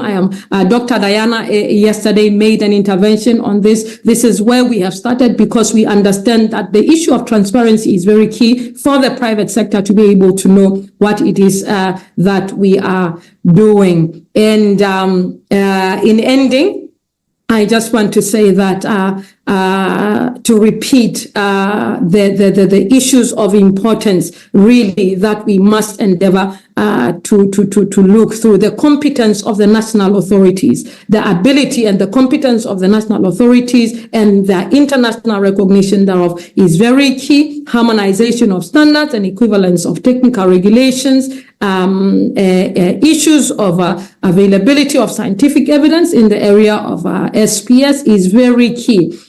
Mutual recognition agreements and arrangements, availability of information, and also the ability of the private sector to lay hold of this information and endeavor to comply where is critical for this. Does this mean all things will be working well or are working well? We are endeavoring to work towards this so that we are able to meet all of the requirements and we have no glitches even in the consignments that are being sent along even as we go. And on that note, I just want to provide the contact details here for us. We have our head of division, Ms. Puna Mohan, and she's available on that email address, Ms. Dr. Diana Akulu. I have to change the business card.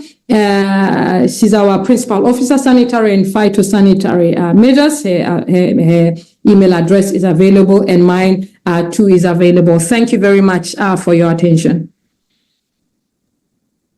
Thank you very much, Kwena. Thank you very much. For sure, you made sure, you ensured that you gave us the full package and the second opportunity that was given to you. So thank you. You said something that is critical: information.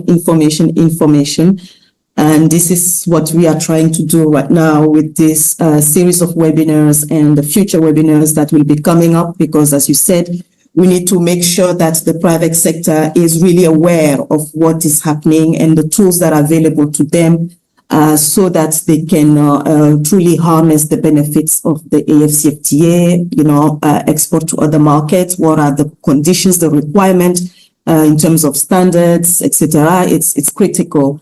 And I have some questions that I think I will maybe post to you, although I know we'll have a round of Q&A coming soon. This is the last presentation, but the question that I would like to put to you at this moment, probably you have addressed it, but I think it's important. The question says some AfCFTA members parties have standard bodies which test products on their national markets. Other countries do not yet have standard bodies in place or are not effective, or if they are not effective. In this process, what standard bodies testing will be agreed? Example, if the Ghana standards body disagrees with the South African standard body, is there a process in place to solve a disagreement? Thank you very much. This is a very good one, even for the NTB portal. Where the disagreement arises as far as technical barriers to trade are concerned, it is an NTB. One of the categories of the non-tariff barriers is a TBT-related barriers. So if there is a disagreement in terms of recognition of the test certificate, it is an issue that we will deal with as far as resolving that from the level of the non-tariff barrier coordination unit. So it is something that can be reported, and then we see how to facilitate between the two countries, whether it is an issue of the South African authorities trusting the Ghana authorities. This is where we are talking about also issues of mutual agreement, but also trying to see, as far as accreditation is concerned, whether we trust each other's methods of doing things. But it's something that would require a resolution as far as it's something that we can resolve at the level of the institution.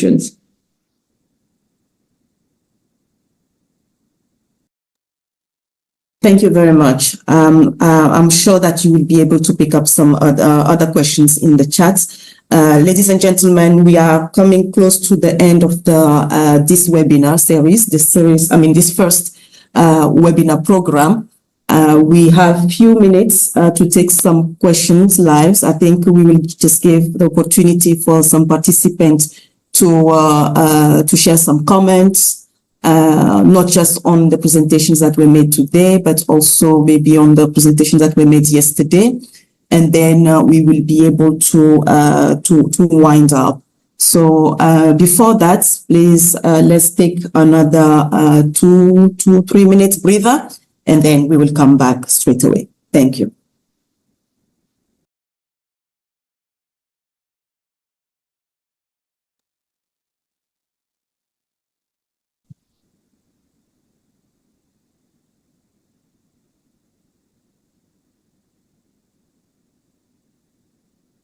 I also appreciate your attendance here today.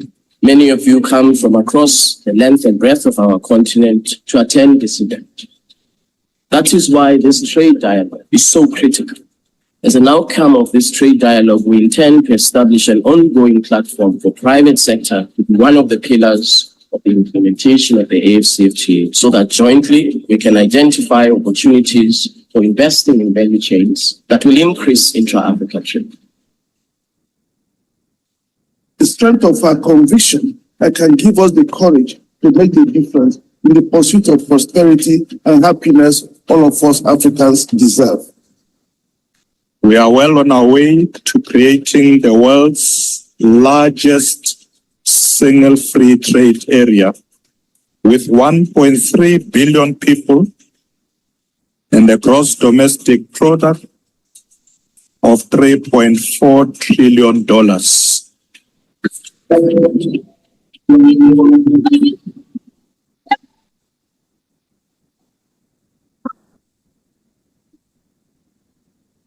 More importantly, on the continent is to build productive capacity. The African Medicines Agency therefore holds promise to transform the regulatory ecosystem in Africa to support a more conducive environment for industry and innovation.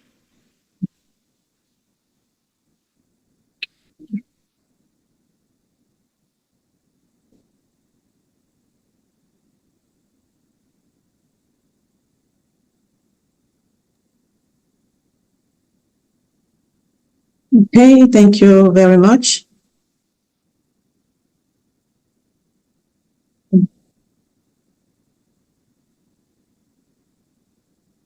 Okay, so let's take few questions, maybe 15 minutes.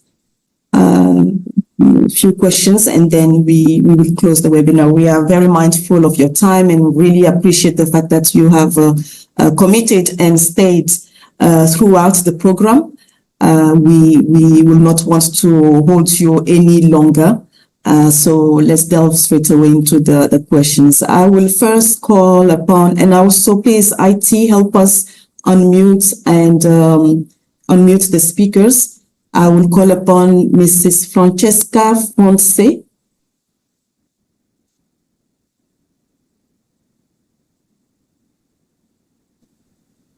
Hi, good afternoon.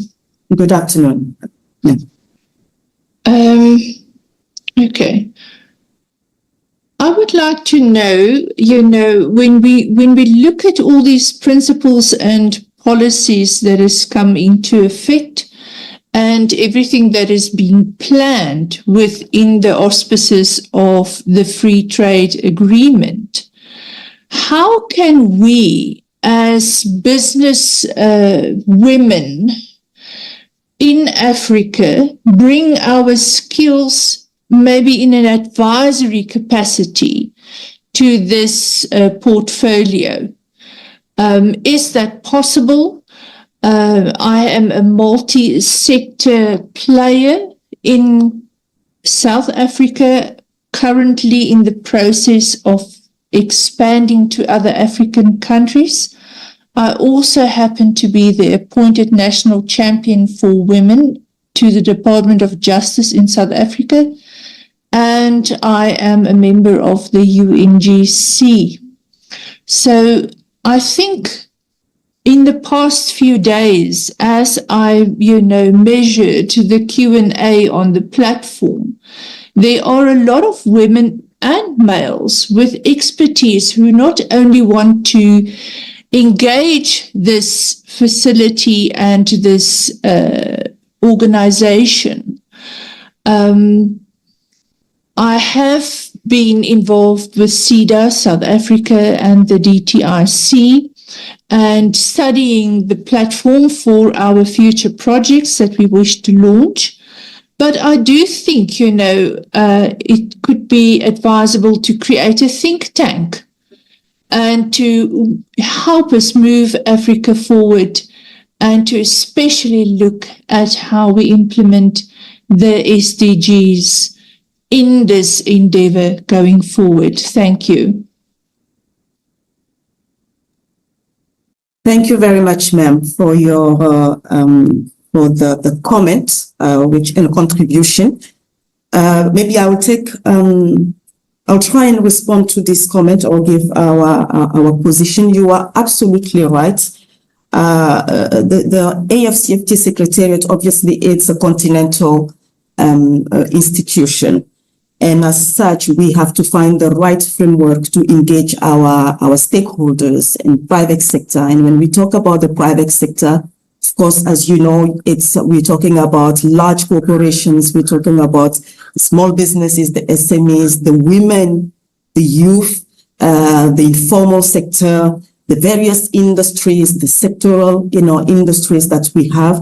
And so we need to find the right framework, the right format. And the Secretariat, in fact, has been actually, is working on it to see how we can actually make sure that we have, as you said, for certain specific sectors, champions of industries that can come to, for in that sector, for instance, to push the agenda forward and identify the challenges and really support the work of the Secretariat. So this work is ongoing. It could be through advisory council. In fact, we have an advisory council that has been established for the same purpose, and which is looking at on issues of automotive sectors, etc., and that which brings actually together members of the private sector. But now you are making the case for the women business, women champions. This is something that we are actually thinking about and looking to see how do we formalize that? How do we make sure that we have a platform where we bring all these various stakeholders or private sector with sometimes different needs to support the work. So we will be able to share, or let's say to make some announcements fairly soon, because what we don't want obviously to happen is to be able to work directly with a huge array of different entities and organizations. And this has been a challenge because we do get a lot of requests for collaboration with the Secretariat. And because obviously the private sector on the continent in terms of structure is not very well structured. I mean, when we talk about the African private sector, it can be a bit challenging, and as a continental organization, it might be a bit difficult to actually have to collaborate with an array of various entities, etc. So we need to all think about the best mechanism, and we hope that this will be done, especially as we are in the implementation mode. But you are absolutely right. There are some thought process that is happening within the Secretariat. We will consult, we will engage the stakeholders, the industry champions, the sectoral associations to see what is going to be the best framework. And obviously we have the regional economic communities, business councils, the African Business Council. Those entities are also there to support and collaborate to support the work of the implementation of the AfCFTA, but we just need to find the right framework. I would also like to mention again that the private sector's structure at national level is key, and this is where again we want to emphasize on the role of the national implementation committees, where the private sector can actually play an important role. We know that it is taking time for some of the countries to actually formalize that, but it has to be, we will obviously support the country so that, at national, regional, we have a strong voice of the private sector and clear mechanism to engage the AfCFTA and ensure that, we really achieve the objectives that we wish to see. Maybe that will be my response to your comment, which is pertinent. And I just want to reassure you that this is something that we are looking into, and we will be engaging you soon in the future around this. I would like to now give the floor to Madam Vaida Mohammed. I believe it's Madam Vaida Mohammed Lemine. Oh, c'est sœur. C'est monsieur. C'est monsieur, excusez-moi. Non, il n'y a pas de problème, c'est tout à fait normal. Merci beaucoup, madame, et merci à tout le secrétariat de la ZLECAf, à qui nous tenons énormément de respect et de remerciements qui sont très, très, très profonds. Merci beaucoup pour la qualité de toutes ces présentations. Mais en fait, de manière très synthétique, j'ai une question d'ordre général, donc qui englobe en tout particulièrement les présentations qui ont été faites hier.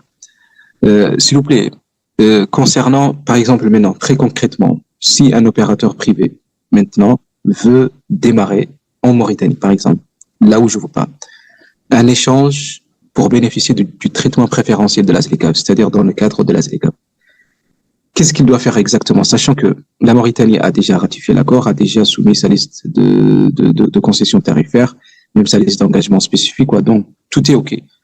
Maintenant, concernant le certificat d'origine, c'est la seule chose que la Mauritanie n'a pas encore émise. Elle n'a pas encore mis en place des certificats d'origine. Pourquoi? Parce que la seule entité ici habilitée à imprimer, ou en tout cas à délivrer le certificat d'origine, c'est la Chambre de commerce. Et la Chambre de commerce dit qu'elle doit attendre en fait les lots, ou en tout cas les exemplaires des certificats d'origine pour qu'elle puisse les imprimer. Donc maintenant, je vous demande si par exemple nous envoyons ou en tout cas la Chambre de commerce de la Mauritanie reçoit les exemplaires de la Chambre du certificat d'origine, si elle les imprime et qu'un opérateur vient en tout cas prendre un certificat d'origine, est-ce qu'en ce moment-là, dès qu'il exporte, il peut bénéficier du traitement préférentiel?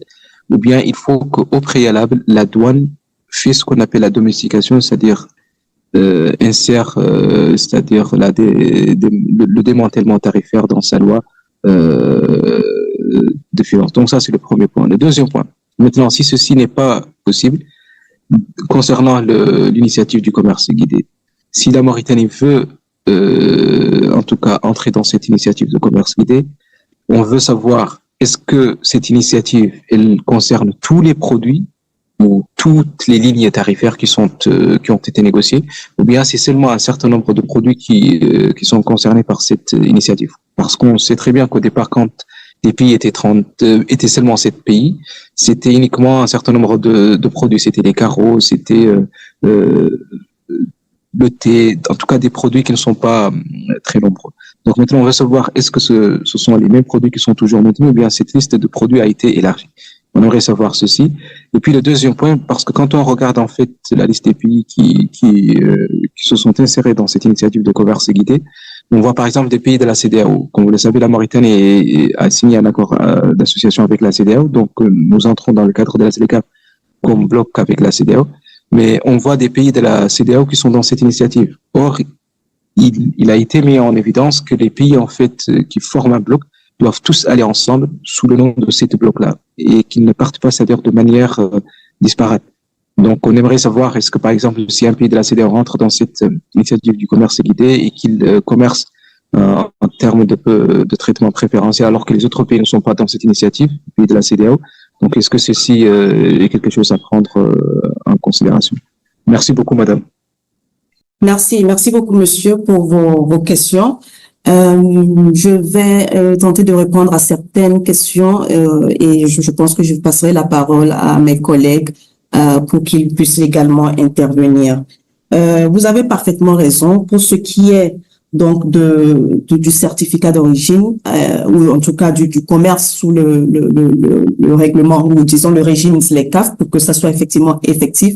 Il faudrait que tous les instruments soient mis en place au niveau de chaque pays. Donc, vous avez parlé de pouvoir effectivement émettre des certificats d'origine, c'est un. Les agences, en tout cas, l'administration douanière doit également pouvoir avoir dans son système le nouveau HSCO. Donc, le e-tarif book doit être domestiqué au niveau de la douane pour que effectivement ce commerce puisse se faire. Je voulais aussi, pour ce qui est du commerce guidé, de l'initiative du commerce guidé et des produits qui ont été initiés. Je suis désolé, j'ai pas pu entendre le dernier passage. Vous avez dit que pour que ce soit effectif, il faut que quoi? Désolé, j'ai pas entendu le dernier passage. Oui, je pense que vous avez répondu à la question. Il faudrait que la douane puisse la douane doit avoir intégré le e-tarif book. Donc, les nouveaux tarifs, tarifs concessionnaires qui ont été effectivement offerts par rapport au pays dans lequel vous voulez exporter et le pays d'origine. Donc, ça, c'est une condition, en tout cas, une des conditions. Il faudrait que la douane soit prête pour ce qui est des tarifs et de leur système. Parce qu'il faudrait que le nouveau système, les nouvelles lignes tarifaires soient appliquées. Donc, la douane doit avoir dans son système le nouveau livret électronique donc de la ZLECAf pour pouvoir permettre donc cet échange-là avec deux pays, entre deux pays. Donc, pour ce qui est de l'initiative guidée, vous avez parlé des premiers produits qui ont été exportés, carottes, fruits, etc. La liste n'était pas, les produits effectivement ne sont pas limités à ces produits-là. Pour ce qui est de la première, de l'initiative, en tout cas de la première édition, ce sont des produits qui ont été identifiés dans les différents pays qui ont participé à l'initiative guidée du commerce, à l'initiative du commerce guidé. Donc, nous avons identifié des pays qui se sont effectivement mis s'y sont organisés pour avoir les systèmes en place et on a identifié donc des importateurs et des exportateurs. Donc, ce matchmaking a été fait et donc ce sont les produits qui étaient disponibles pour l'import et l'export.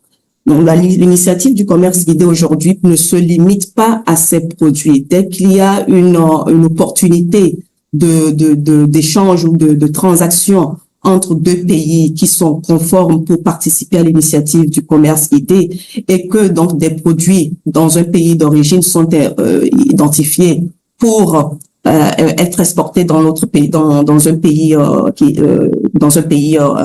comment dire, dans un autre pays. Aujourd'hui, nous sommes au niveau des règles d'origine, nous sommes arrivés à, je pense, à plus de 80% d'harmonisation. Donc, il y a un accord qui porte sur 80% des règles d'origine.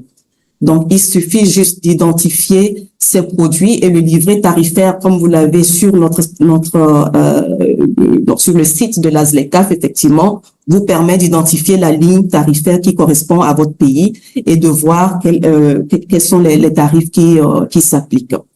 Pour ce qui est de la question relative à la CEDEAO, effectivement, qui a fait son offre en tant que bloc, je pense que je vais peut-être donner la parole à un de mes collègues. Je ne sais pas si Madame Joyce est en ligne.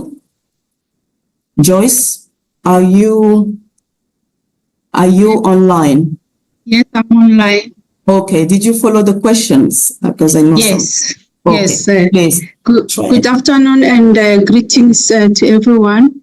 In response to the issue of ECOWAS, yes, ECOWAS submitted a provisional schedule of tariff concessions, and for it to start trading or joining the guided trade initiative, we need a focal point from the country to notify the secretariat. So we work according to the request from member states. Joining the guided trade initiative is not limited. Countries that are ready to do so notify us, and we start the work to work with them depending on the level of readiness. The requirements to participate were also shared, and I would really advise that that is followed up, because it could be an email or a letter, and then we start working. And just to also clarify, the guided trade initiative is not a complete separate initiative. It's in support of what the state parties have been doing nationally, their activities and efforts to implement the agreement. So this is an additional. There's no criteria where it was put that there are countries that are supposed to join and others are not supposed to join. We just need to be notified from the national focal point. And yes, as regional economic communities are recognized, we also recognize that the AfCFTA agreement is member states driven, and also the membership is at country level. So that's why we'll need Mauritania and their office to notify the secretariat, and the team is readily available to engage and assist step by step as we do with other countries. The recent to join is Zambia, and we are working with them. We already have a meeting set up to take them through how they can participate in the initiative. Thank you. Thank you. And would you like to add something with regards to the products that are yes, that can be traded under the guided trade initiative? Yes, the products, as you outlined, they are not limited to the first group or the first phase. These are the products that are in what we refer to category A. The products that are already phasing out are the ones that are traded at the moment under the initiative. And this is as a result of guidance within the institutions. We got the ministerial directive that was outlining exactly what needs to happen, given the date of starting trade of 1st January 2021. So the category A is those products that are phasing out over a period of 5 years for non-LDCs and a period of 10 years for LDCs. And as we speak, we are already on the 4th tariff cut for those products that are in category A. Thank you.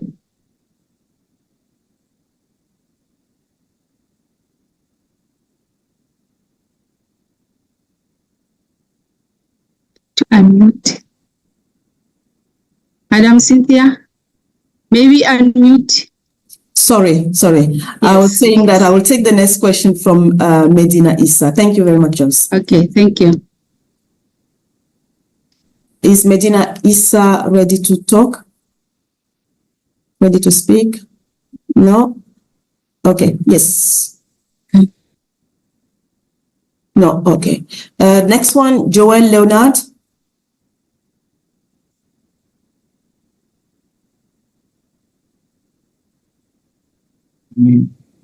Okay. Hi, everyone. I believe you can hear me.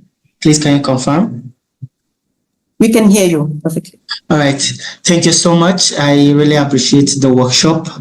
Since yesterday, I've learned so much and indeed inspired me to really get my hands dirty. So I'm currently in South Africa, but I'm a Nigerian, and I've been trying to get in touch with the Nigerian AfCFTA office via their website, but I'm not getting responses via mail and phone calls.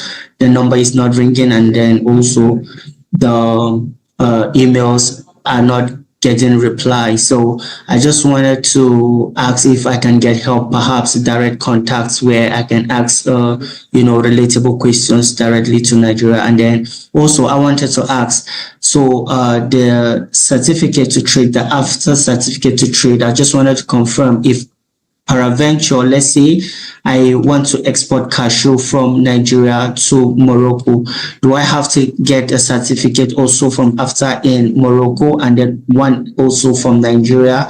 And then that is how it's going to be like for every country that I want to export to from Nigeria. I must have a certificate to that country where I'm taking it to. So I just want to know that. And then also I also wanted to confirm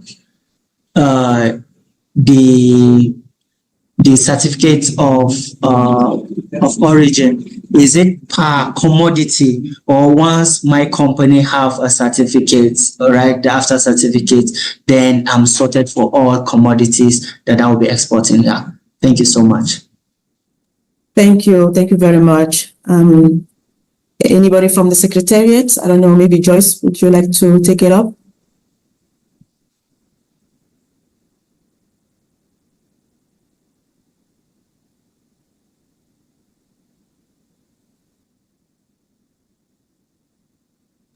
Yes, Ms. Cynthia, I believe I can partly respond.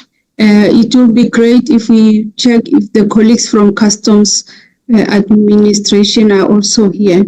But from our understanding, we have, yes, we can refer the colleague, Mr. Joel, to the focal point. We also understand the countries also decide which agencies they designate as competent authorities to issue those certificates, and it will be great if we can get those confirmations from those countries. In terms of also the commodity, yes, this is in most cases still at national level where it needs to be confirmed, but I understand there are also at AfCFTA level how they deal with the certificates of origin. So we can take note of the question if it's okay, and we can be able to respond in detail to Mr. Joel, if that's okay.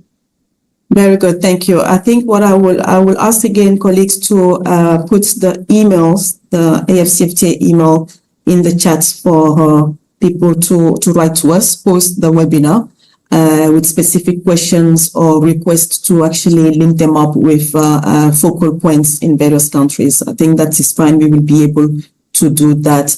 Yes, Madam?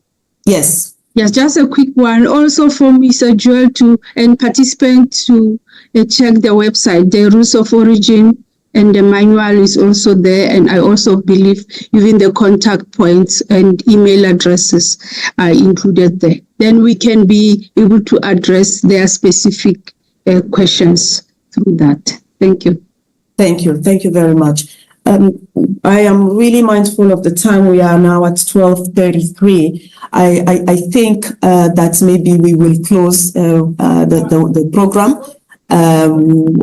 We really appreciate the interest, rightly so, and as we said, the objective really of this first webinar was to sensitize you and give you an overview of where we stand in terms of the implementation of the AfCFTA, an overview of the tools that have been developed and that are out there. Some of them are operational already, some are in the process. We spoke about the continental single bond guarantee, for instance, that is upcoming. So we wanted you to have that understanding of where we stand, what are in the protocols that are just been adopted, which we think are critical, the protocols on digital trade, the protocols on the women and youth in trade, what are the tools, how can you access them on the website. Most of the things that have been presented are actually on the website of the AfCFTA.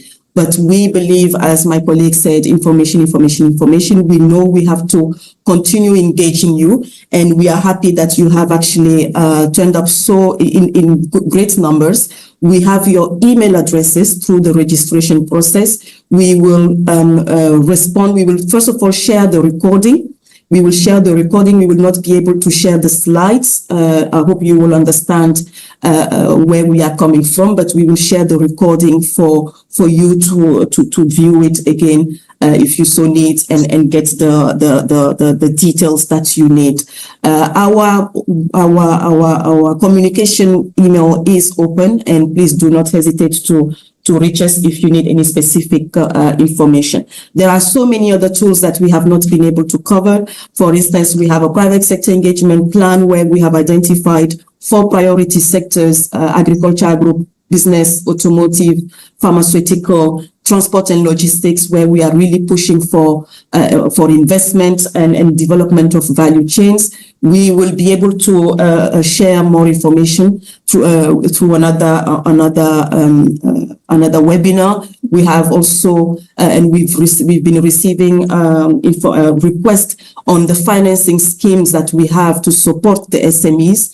Some of my colleagues mentioned the MOUs that we have signed with partners such as the UBA Bank and also Equity Group. These are financing schemes that we have. We will also, in the next sessions, webinars, tackle those with our partners around the table so that they can take you through what needs to be done to be able to access these funding and financing for you to upscale your business or to develop your business. So again, once again, on behalf of the whole and the entire Secretariat, I would like, and obviously on behalf of the Secretary General of the AfCFTA Secretariat, His Excellency Wampele Mene, I would like to thank you so much. We really appreciate it. Your comment.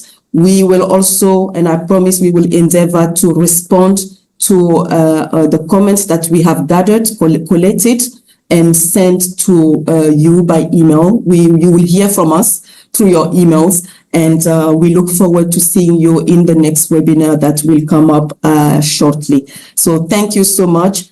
And before we leave, though, I don't know if it's possible. Yesterday we couldn't make it, but if it's possible for the technical team to unmute and allow participants to actually put on their videos for a final picture from our communication teams. Antenne, technical team, is it possible?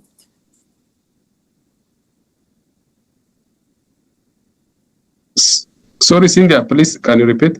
Is it possible to accept or allow participants to turn on their cameras? Yeah, we have to add them to the panelists. Okay, it will take a lot of time, I believe. So anyway, we'll find a way to do that next time. So thank you very much, and this will really close the first AfCFTA awareness raising and information sharing seminar or workshop. Thank you, and have a great day or a great evening wherever you are. Thank you very much. Thank you very much. Thank you, Miss Cynthia. Have a great day too. Thank you, Cynthia. Thank you. Thank you. Recording stopped.